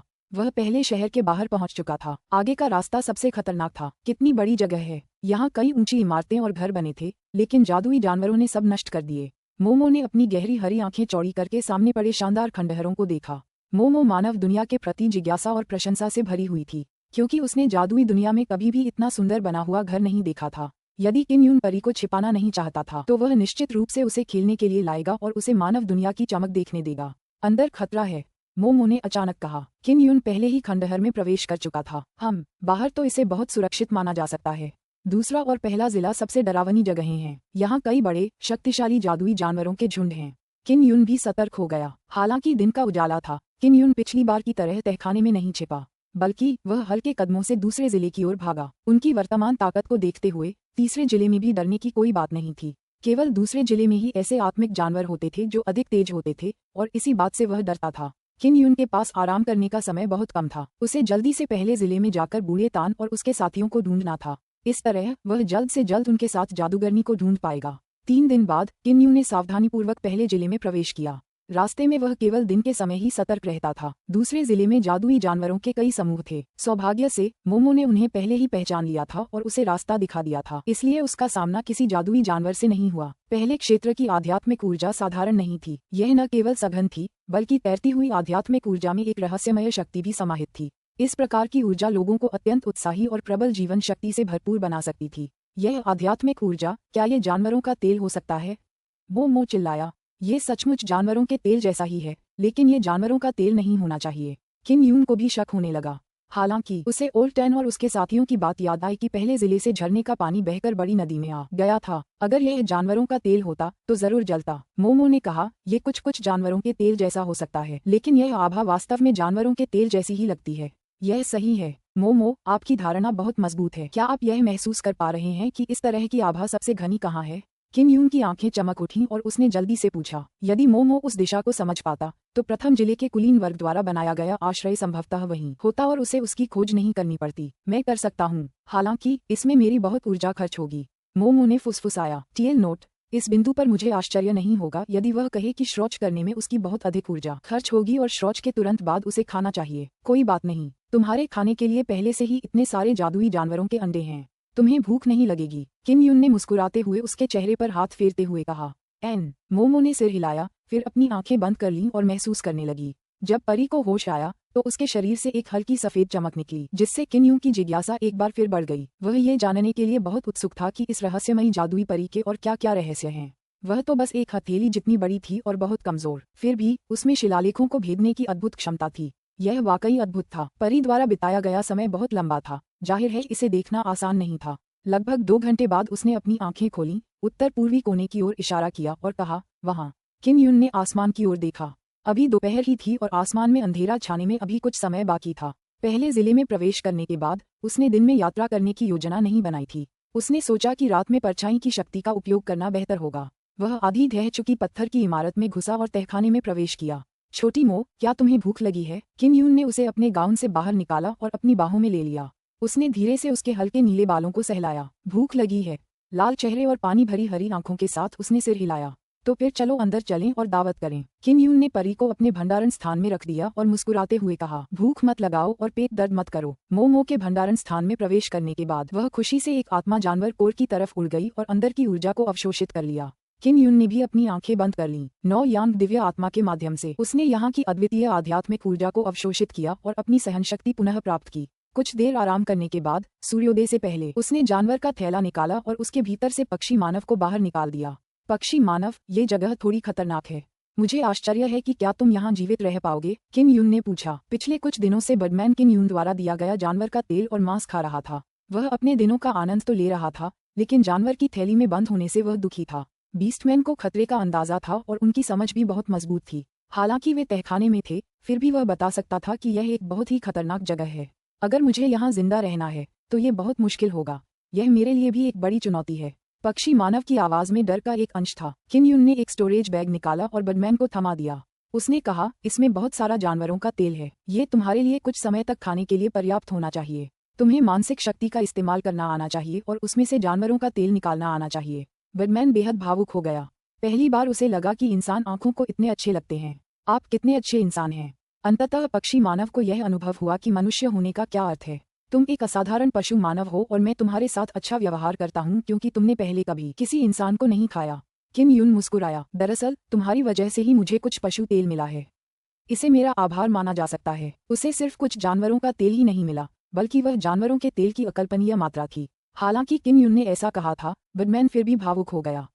उसने जल्दी से सिर हिलाया। मैं भविष्य में कभी भी बुरे काम नहीं करूंगा, क्योंकि मैं उड़ सकता हूँ। इसलिए मैं अक्सर बीस्टमैन पर्वत श्रृंखला से बाहर उड़कर इंसानों की बातें और हरकतें देखता हूँ। मैं इंसानों को भी अच्छी तरह समझता हूँ। मैंने पहले अच्छे और बुरे दोनों तरह के लोग देखे हैं। मैं तुम्हें बताना चाहता हूँ, यहाँ बहुत सारे भूत प्रेत हैं। तुम्हें सावधान रहना होगा। अगर तुम इस जगह पर और नहीं रह सकते तो बाहर दूसरे जिले में चले जाओ। किन यून ने बर्डमैन को पहले शहर का विवरण बताया। जब पक्षी प्रेमी को स्थिति समझ में आए तो उसने किन यून को अलविदा कहा और तहखाने से बाहर निकल गया। उसने अपने पंख फैलाए और सूर्यास्त में उड़ गया। किन युन ने तहखाने से बाहर निकलने से पहले आसमान के पूरी तरह से अंधेरा होने का इंतजार किया। छाया शक्ति का इस्तेमाल करते हुए और उसे अंधेरे में मिलाते हुए वह पहले जिले से हल्के फुल्के अंदाज में गुजरा। 1 घंटे से भी कम चलने के बाद मोमो चिल्लाया, भाई यूं, आगे जादुई जानवरों का एक झुंड है। वहाँ सैकड़ों जादुई जानवर हैं और 4-5 आत्मिक जानवर भी हैं। यह एक महाजादुई जानवरों का समूह था। किन युन इतना डर गया था कि रास्ता बदलने को तैयार हो गया। अगर वह गलती से इतने विशाल जादुई जानवरों के समूह में घुस गया तो बहुत खतरनाक हो जाएगा। अध्याय 288। किन युन घबरा गया और अपने सामने खड़े जादुई जानवरों के विशाल समूह से सावधानी से बचने लगा। जब परी ने उसे जादुई जानवरों के समूह से दूर जाने का निर्देश दिया तभी उसका दिल धीरे धीरे शांत हुआ। यह वाकई डरावना है। हालांकि हमारे बीच अभी भी कुछ दूरी है, फिर भी मुझे लगता है कि यह बहुत डरावना है। मोमो के चेहरे पर भी अभी भी डर साफ झलक रहा था। उसका चेहरा पसीने से लथपथ था। अब सब ठीक हो जाएगा। किन युन ने लंबी सांस ली और कहा, अगर तुम न होते तो मैं शायद वहां से चला जाता। जब तक मुझे पता चलता कि यह एक बड़ा जादुई जानवरों का झुंड है तब तक बहुत देर हो चुकी होगी। पहले जिले में जादुई जानवरों की सतर्कता बहुत ज्यादा थी। जो भी उनके पास आता वह तुरंत उन्हें देख लेता और फिर बहुत तेज गति से उनकी ओर दौड़ पड़ता। इस प्रकार पहले जिले में जितनी जल्दी यह पता चल जाए कि आगे जादुई जानवर हैं, उतना ही बेहतर होगा। हालांकि किन युन ने विशाल जादुई जानवरों की भीड़ को पार कर लिया था, मोमो ने हिम्मत नहीं हारी। भौहें चढ़ाते हुए वह अपने आसपास के माहौल को ध्यान से देखने लगी। उस पर एक भारी बोझ था, इसलिए उसे हर समय बेहद सतर्क रहना पड़ता था। किन युन केवल पास के जादुई जानवरों को ही महसूस कर सकता था, दूर से उन्हें महसूस नहीं कर सकता था। इसलिए परी ने उसकी बहुत मदद की थी, जिससे वह बड़े जादुई जानवरों से दूर रह सका। पहली रात जब वह पहले जिले में दाखिल हुआ तो उसे 3 जादुई जानवरों के झुंड का सामना करना पड़ा। उनमें से एक बहुत बड़ा था, जबकि बाकी 2 ज्यादा बड़े नहीं थे। पहले जिले में वास्तव में कई शक्तिशाली जादुई जानवर हैं। जब किन युन ने आकाश में बर्फीले सफेद रंग को देखा तो उसने एक तहखाने की खोज शुरू कर दी और छिपने की तैयारी की। दिन के समय वह अपनी आभा को छिपाने के लिए छाया बल का उपयोग नहीं कर सकता था, इसलिए मानसिक बोध के लिए उसे पहचानना आसान होगा। ये बहुत खतरनाक है। पहला जिला छोटा नहीं था और वहाँ जादुई जानवरों का एक बड़ा झुंड था। वे बहुत तेजी से यात्रा नहीं कर सकते थे और उनके लिए अभयारण्य तक पहुँचना आसान नहीं था। तहखाने में किन युन ने अपनी आभा छिपाने के लिए ध्वज समूह की रचना पूरी कर ली थी। उसने एक भट्टी निकाली और शरीर सुरक्षा तावीज बनाने लगा। अब तक उसने जो कुछ बनाया था वह उच्च गुणवत्ता वाले शरीर सुरक्षा तावीज थे। इनका इस्तेमाल मुख्यतः आत्मिक प्राणियों से निपटने के लिए किया जाता था। अगर मुझे किसी मार्शल दाव क्षेत्र के साधक की मदद मिल जाए तो मेरा शरीर सुरक्षा तावीज और भी ज्यादा शक्तिशाली हो जाएगा। किन युन को थोड़ा अफसोस हुआ। इससे पहले लैन फैंगजिन या जियाओ जुवानकिन ने तावीज में ऊर्जा डाली थी। वे मार्शल दाव क्षेत्र में थे और वे तावीज की शक्ति को और भी ज्यादा शक्तिशाली बना सकते थे। इसके अलावा वह पहले से ही शरीर सुरक्षा शिलालेख से परिचित था, इसलिए जब तक वह कलम अपने हाथ में पकड़े रहता उसे शरीर सुरक्षा शिलालेख के बारे में सोचने की जरूरत नहीं पड़ती थी और वह आसानी से और सुचारू रूप से शरीर सुरक्षा ताबीज बना सकता था। चूंकि वह अक्सर शिलालेख खुदवाते थे, इसलिए उन्हें इसकी आदत हो गई थी। यह आत्मिक शिलालेखों का शिखर था और कई शिलालेखकारों ने इसी क्षेत्र में काम किया। जब किन युन उच्च स्तरीय शरीर सुरक्षा तावीज बनाते बनाते थक जाता तो वह आराम करता। आराम करने के बाद वह तावीज बनाना जारी रखता। इससे उसका दिन जल्दी बीत जाता। अंधेरा है। किन युन आखिरकार दिन भर सहता रहा। उसने 2 उच्च श्रेणी के शरीर सुरक्षा तावीज भी परिष्कृत कर लिए थे। जितने ज्यादा तावीज आत्मिक जानवरों को बंद कर सकें उतना अच्छा है। किन युन ने पिछले कुछ दिन ऐसे ही बिताए। दिन में वह तावीज बनाने के लिए छिपता और रात में सावधानी से उस जगह पहुंचता जहां विशेष आभा उत्सर्जित हो रही थी। मैं 5वें दिन पहले जिले में हूँ। एक और रात चलने के बाद किन युन ने दूर से 9 लाल रोशनी के गोले देखे। उसे पता चल गया कि वह दिन आ गया है। जैसे ही वह तहखाने में दाखिल होने वाला था उसे अचानक कई शक्तिशाली आभाएं महसूस हुईं। यह एक इंसान की आभा थी। मानव पशु शिकार दल मार्शल दाव क्षेत्र में कई लोग हैं जो बहुत शक्तिशाली हैं। किन युन ने जल्दी से मोमो को छिपा दिया और एक परित्यक्त दुकान में घुस गया। वह नहीं देख पाया कि वे लोग कौन थे, वह केवल इतना जानता था कि वे इसी ओर आ रहे थे। किन युन मुख्य सड़क पर खड़ा था। सड़क के दोनों ओर की आलीशान दुकानें बुरी तरह क्षतिग्रस्त हो गई थीं। कई भीषण लड़ाइयों के कारण सड़क में कई दरारें पड़ गई थीं। दुकान में छिपा हुआ किन युन बेहद घबराया हुआ था। ऐसा इसलिए था क्योंकि अचानक वहां पहुंचे लोगों का समूह उस पर टूट पड़ा था। किन युन ने 10 से ज्यादा उच्च श्रेणी के शरीर सुरक्षा तावीजों को कसकर पकड़ रखा था। मार्शल दाव क्षेत्र के साधक से निपटने का यही एकमात्र तरीका था जो उसके पास था। यह नजदीक आ रहा है, रुको। उनकी आभाएं इतनी जानी पहचानी क्यों हैं? किन युन की मानसिक शक्ति 9 यांग दिव्य आत्मा से विकसित हुई थी और उसने स्टार यांग हॉप सूत्र की भी साधना की थी। वह एक मानसिक शक्ति क्रिस्टल को संघनित करने में सक्षम था, जिससे उसे एक ऐसी आभा का एहसास हुआ जिससे वह परिचित था। जैसे जैसे आभाएं नजदीक आती गईं, किन युन घबरा गया। ऐसा इसलिए था क्योंकि वहां कुछ आभाएं थीं जिनसे वह बहुत परिचित था। बॉस जी वुफेग की तलवार जैसी खतरनाक आभा। वह बहुत खुश हुआ। जैसे ही वह दुकान से बाहर भागा, उसने नीले वस्त्र पहने 10 से ज्यादा लोगों को देखा। किन यून ने कई परिचित चेहरे देखे। जी वुफेंग, हो जिंगफेंग, जियो युएलन, यांग शियू और लैन फेंगजिन ऐसे लोग थे जिन्हें वह बहुत अच्छी तरह से जानता था। इसके अलावा एक और व्यक्ति भी था जिसका उसके मूड पर बहुत बड़ा प्रभाव था और वह व्यक्ति था जियो यांगलोंग। वह ये भी देख सकता था कि यह ब्लू स्पिरिट स्टार पैलेस की एक शक्तिशाली टीम थी और वे सभी बहुत युवा थे। टीम का नेतृत्व करने वाले बूढ़े व्यक्ति और हो जिंगफेंग के अलावा बाकी सभी युवा थे। भाई यूं, असल में तुम ही हो। जी वुफेंग किन यूं को देखकर बहुत खुश हुआ। वह जल्दी से उसके पास गया और किन यूं के कंधे पर थपथपाया। हालांकि जी वुफेंग के पास सिर्फ एक ही हाथ था, फिर भी उसकी ताकत लगातार बढ़ती जा रही थी। शायद इसलिए कि उसने तलवार और मानसिक शक्ति दोनों में ही साधना की थी। उसकी इतनी तेजी से तरक्की हुई। बॉस जी, लगता है आप फिर से मजबूत हो गए हैं। आप वाकई कमाल हैं। जब किन यून उसके इतने करीब से मिला तो उसे अंदाजा हो गया कि जी वुफेंग काफी मजबूत हो गई है। ये कुछ भी नहीं है, तुम असली हो। तुम अकेले ही इस जगह पर आ सकते हो। जब जी वुफेंग ने देखा कि किन यून दूसरों के साथ नहीं है तो उसे लगा कि यह बहुत खतरनाक है। जियाओ युलान पास आया और किन यून को चुटकी काटी।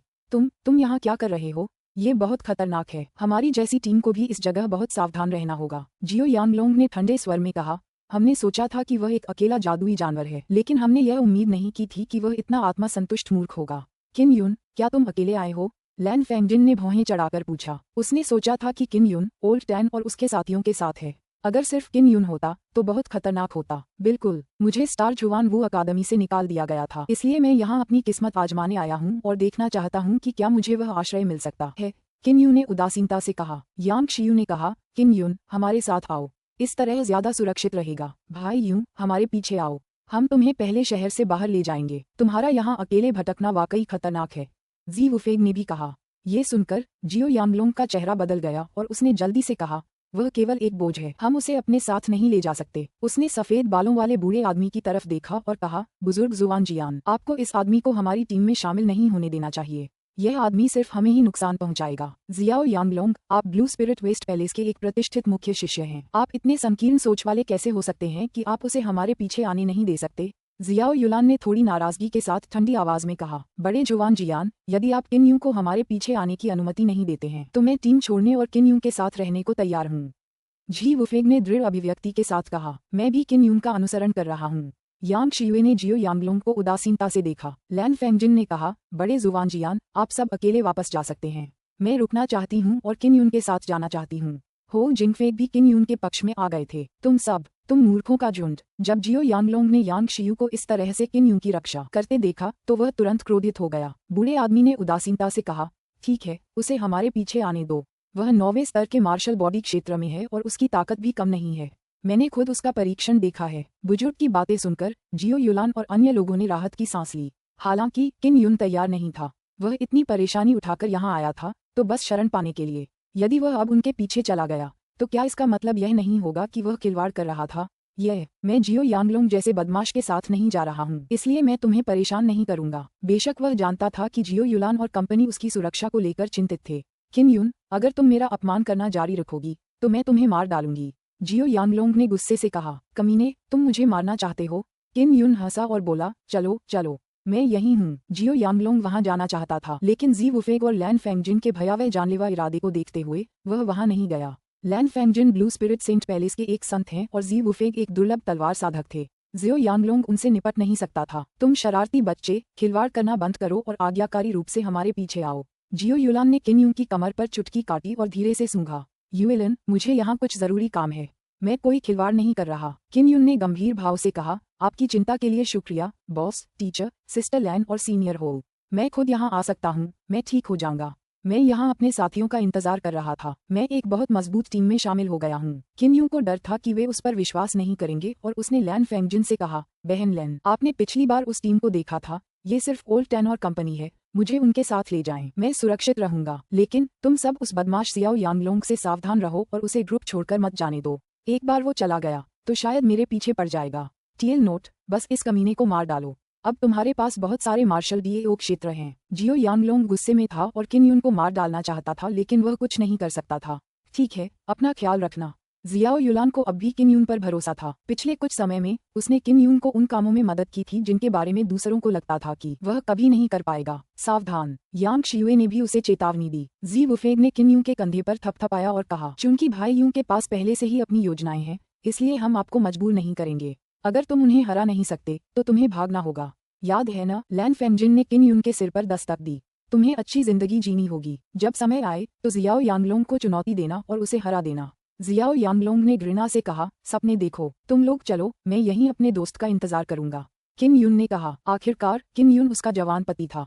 वह अभी भी उसके लिए बहुत चिंतित थी। कुछ ही देर बाद वह बुजुर्ग भी अपने समूह के साथ ब्लू स्पिरिट वेस्ट पैलेस से चले गए। उनकी ताकत के साथ छोटे और मध्यम आकार के जादुई जानवरों के समूह से निपटना कोई समस्या नहीं होनी चाहिए। किन यून ने उन्हें जाते हुए देखकर मन ही मन सोचा। दरअसल वह भी इसमें शामिल होना चाहता था। इस तरह उसे जादुई जानवरों की भीड़ से बचने की जरूरत नहीं पड़ेगी और वह सीधे काम पर लग जाएगा। यदि जियो यांगलोंग यहाँ नहीं होता तो भी वह स्वेच्छा से इसमें शामिल हो जाता।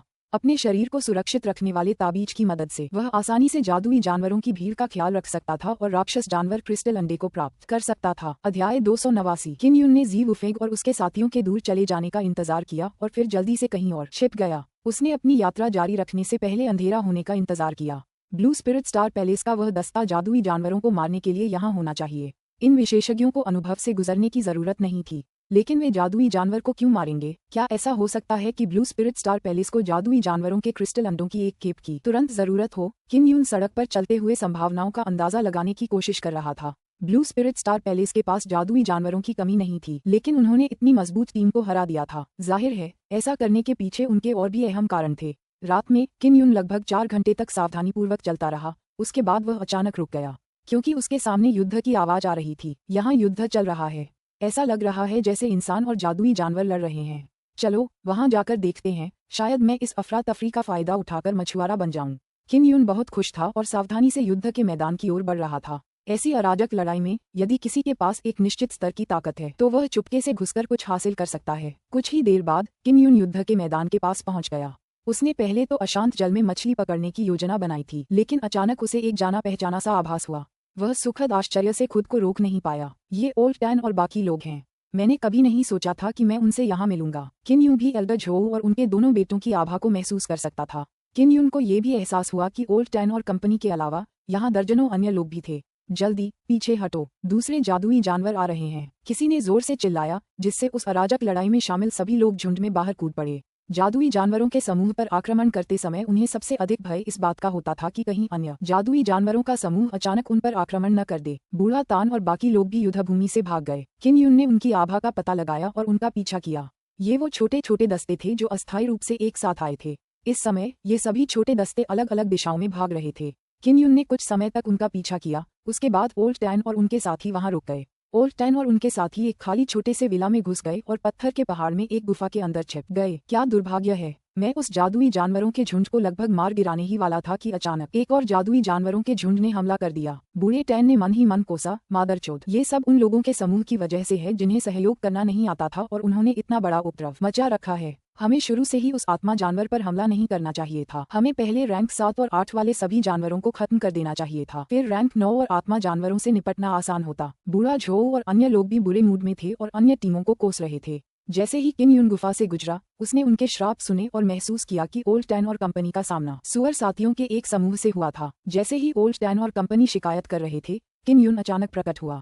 ये कौन है? बूढ़ा टैन आश्चर्य से चिल्लाया, उसकी मार्शल दाव आभा फूट पड़ी।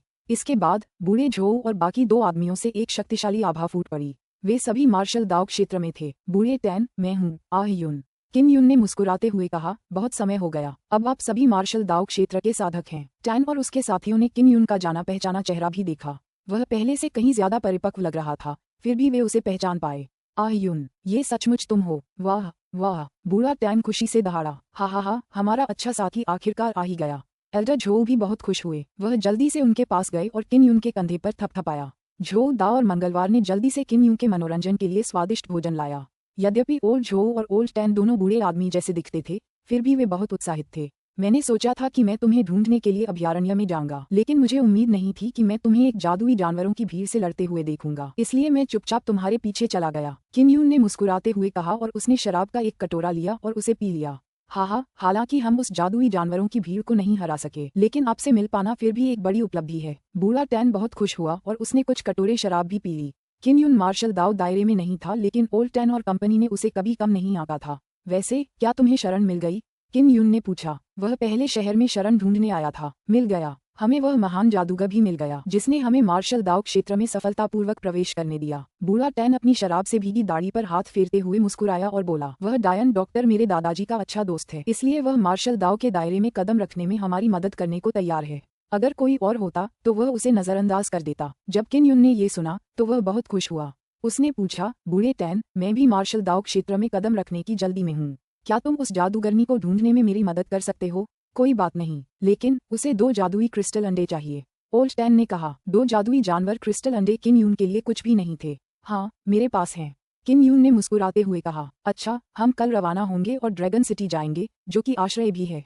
ओल्ड टैन मुस्कुराया और बोला, यदि आप मार्शल दाव दायरे में कदम रखते हैं तो आपकी ताकत निश्चित रूप से बहुत बढ़ जाएगी। बूढ़े आदमी झोम हंसे, आह यून, जब समय आएगा तो शरीर सुरक्षित करने वाला ताबीज और भी अधिक शक्तिशाली होगा। चलो अभी आराम करते हैं और मेरे द्वारा कुछ उच्च गुणवत्ता वाले शरीर सुरक्षा तावीजों को परिष्कृत करने का इंतजार करते हैं। अगर रास्ते में हमें जादुई जानवरों का एक समूह मिल जाए तो हमारे लिए आगे बढ़ना आसान हो जाएगा। किन यून ने तावीज बनाने का उपकरण निकाला और मुस्कुराते हुए कहा, आह यून, अगर तुम हमारे साथ आ जाओ तो हमारी पूरी टीम की ताकत बहुत बढ़ जाएगी। बूढ़ा टैन हंसा, चलो पहले पीते हैं, कल फिर प्लान करेंगे। जब किन युन ने टैन और कंपनी का सामना किया और पुष्टि की कि चुड़ैल डॉक्टर किसी को मार्शल दाव दायरे में कदम रखने में मदद करने में सक्षम था, तो वह बहुत खुश हुआ और पीने में अच्छा समय बिताया।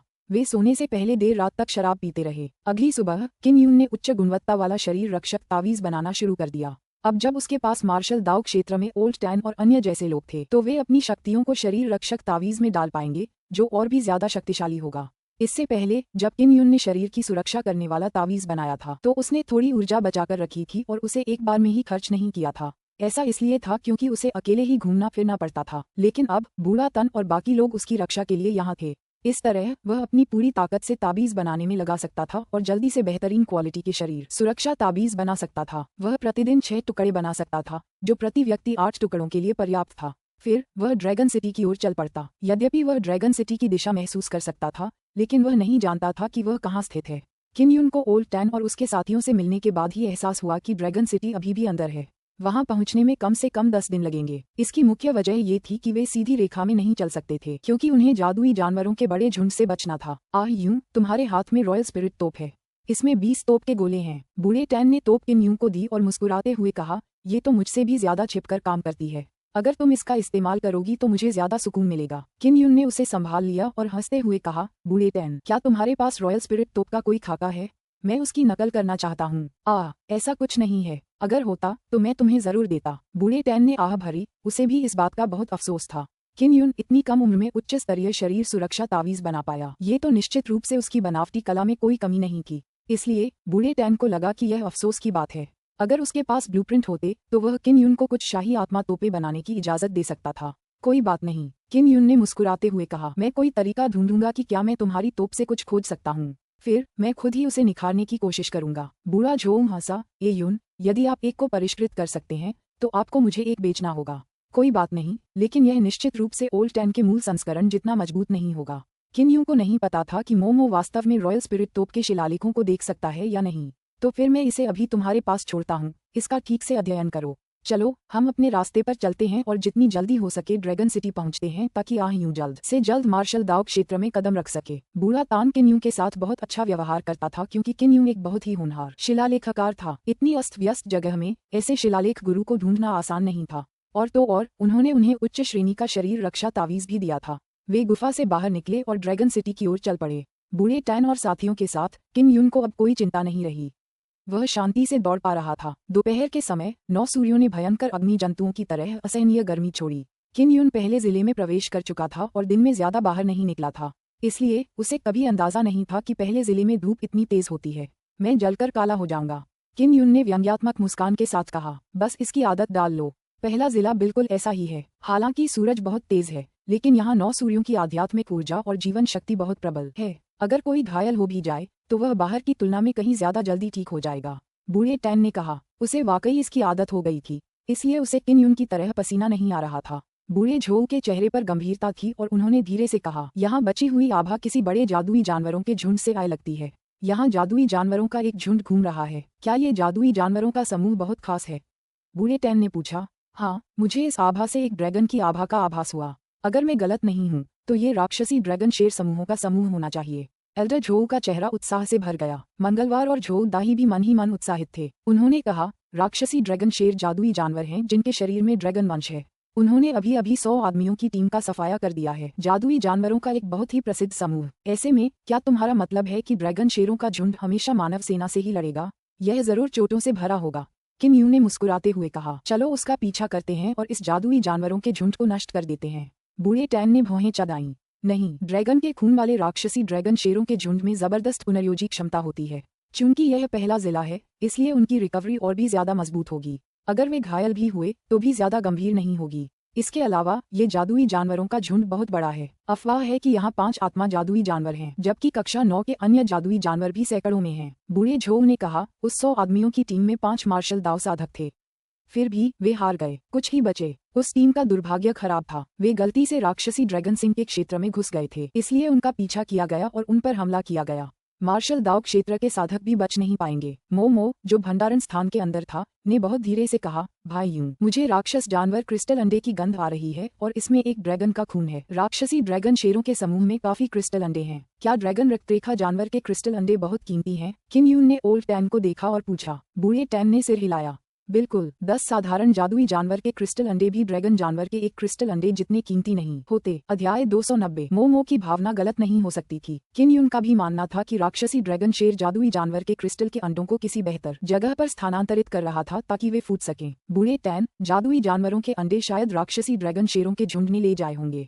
किन यून ने कहा, क्यों न हम उनका पीछा करें और जाँच करें।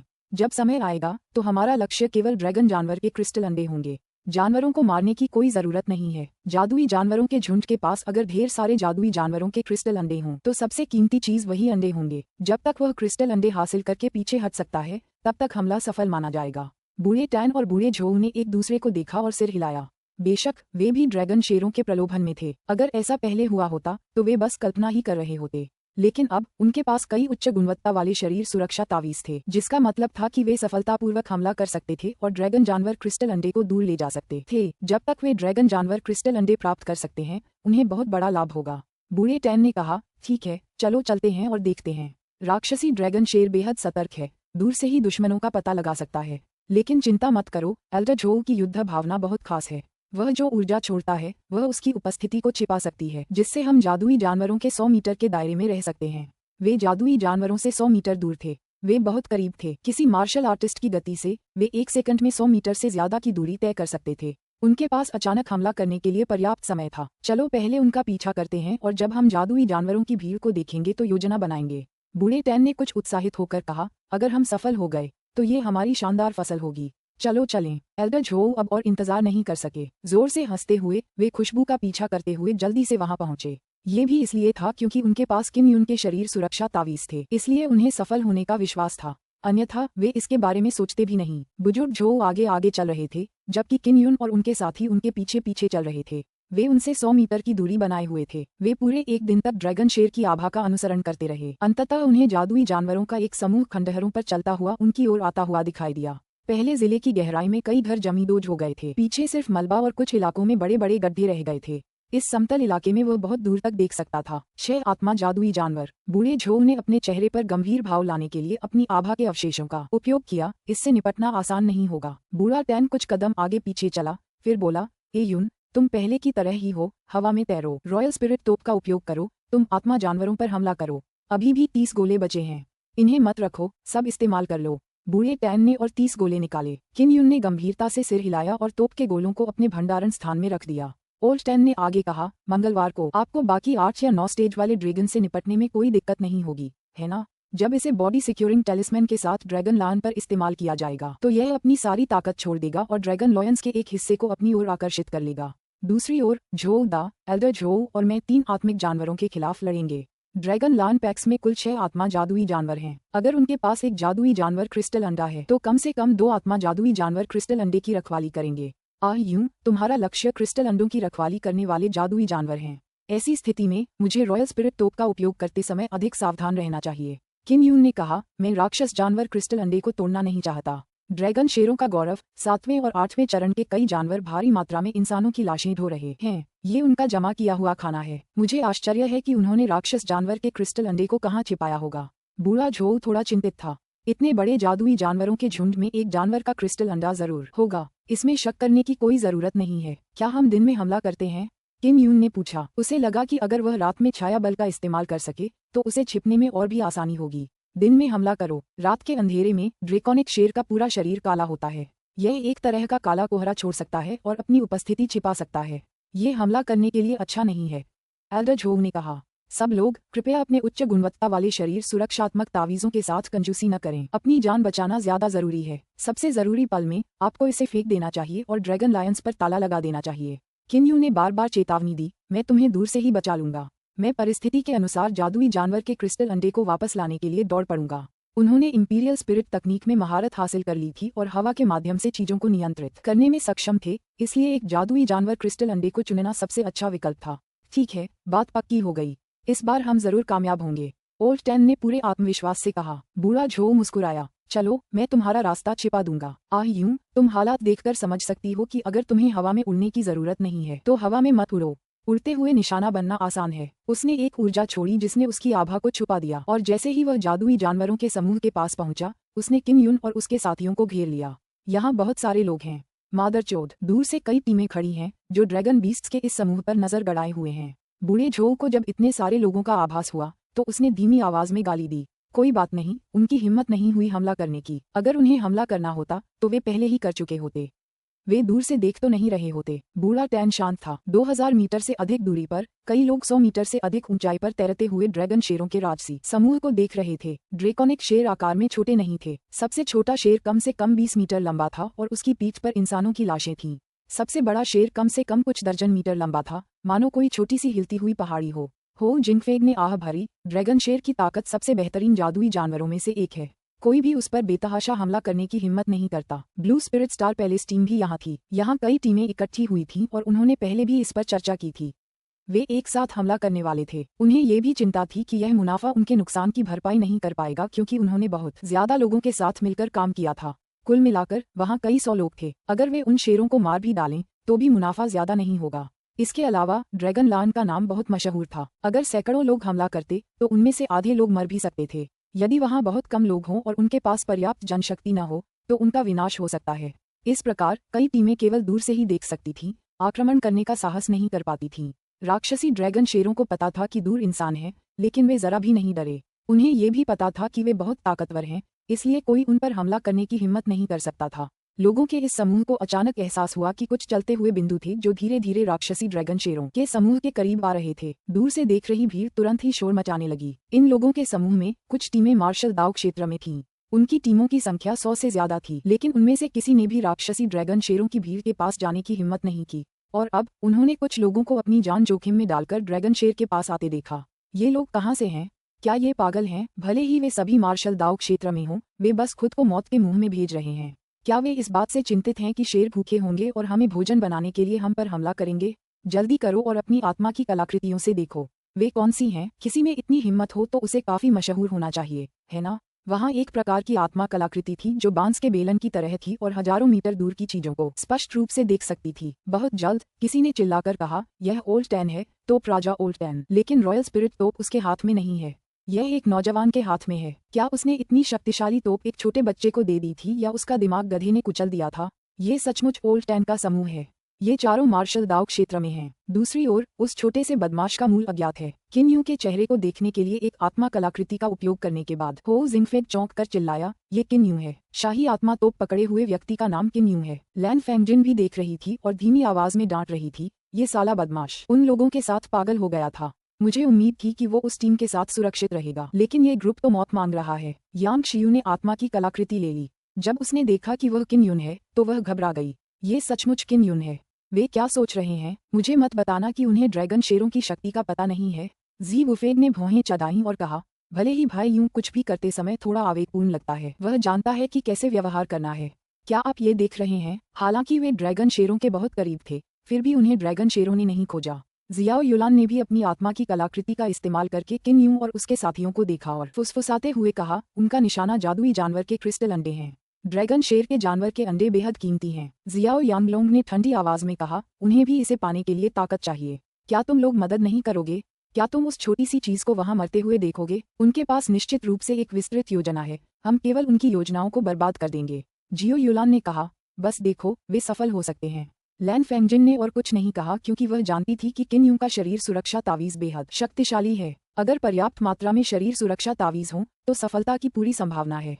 पास ही खड़े एक बूढ़े आदमी ने आह भरी। ये कितने अफसोस की बात है कि रॉयल स्पिरिट कैनन जैसा अच्छा स्पिरिट हथियार ड्रैगन लैंड के झुंड द्वारा नष्ट किया जा रहा है।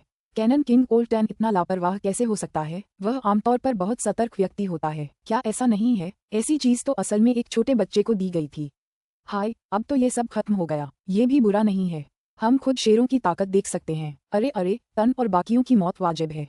देखते हैं शेर कैसे हमला करते हैं। दूर से देख रहे कई विशेषज्ञ आपस में चर्चा कर रहे थे। जियाओ यांगलोंग ने व्यंग्य किया, क्या तुमने देखा? ज्यादातर लोग सोचते हैं कि किन यून और उसकी कंपनी बर्बाद हो गई है। तुम सब जल्दी से किन यून को बचाने जाओ। आप हमें केवल किन यून की योजनाओं को नष्ट करने के लिए उकसा रहे हैं। लैन फेंगजिन ने व्यंग्य किया, जियाओ यांगलोंग, अपना बदबूदार मुंह बंद करो और चुपचाप देखो। जियो यांगलोंग बस हंसा। वह बहुत खुश था क्योंकि वह अपनी आंखों से किन यून को मरते हुए देख सकता था। इसके अलावा यांग शियू और जियो युएलन किन यून की दुखद मौत देखना चाहते थे। उसे अचानक महसूस हुआ कि आज कई वर्षों में सबसे खुशी का दिन था। क्योंकि जानवर का तेल जल गया था, उसका शिष्य मर गया था और उनकी योजना बर्बाद हो गई थी। जियो यांगलोंग पिछले कुछ दिनों से खराब मूड में था, लेकिन अब वह बहुत बेहतर महसूस कर रहा था। किन यून को यह नहीं पता था कि जियो युलान और कंपनी दूर से देख रहे थे। एल्डर झोंग ने ऊर्जा का एक गोला छोड़ा जिसने अपनी आभा को छिपाकर किन यून को अपने भीतर समाहित कर लिया। उन्होंने कहा, अयुन, यह ऊर्जा का गोला कुछ समय तक टिक सकता है। हमारी सफलता तुम पर निर्भर करेगी। किन यून, जिसके हाथ में शाही आत्मा तोप थी, एक मुश्किल मिशन पर था और यही सफलता या असफलता की कुंजी थी। इसने उस पर बहुत दबाव डाला। चिंता मत करो, इस बार हम जरूर कामयाब होंगे। याद रखना, उन शरीर सुरक्षा तावीज़ों को छोड़ने में हिचकिचाना मत। काम पूरा होने के बाद मैं इसे तुम लोगों के लिए और निखार दूंगा। किम यून ने आत्मविश्वास से कहा।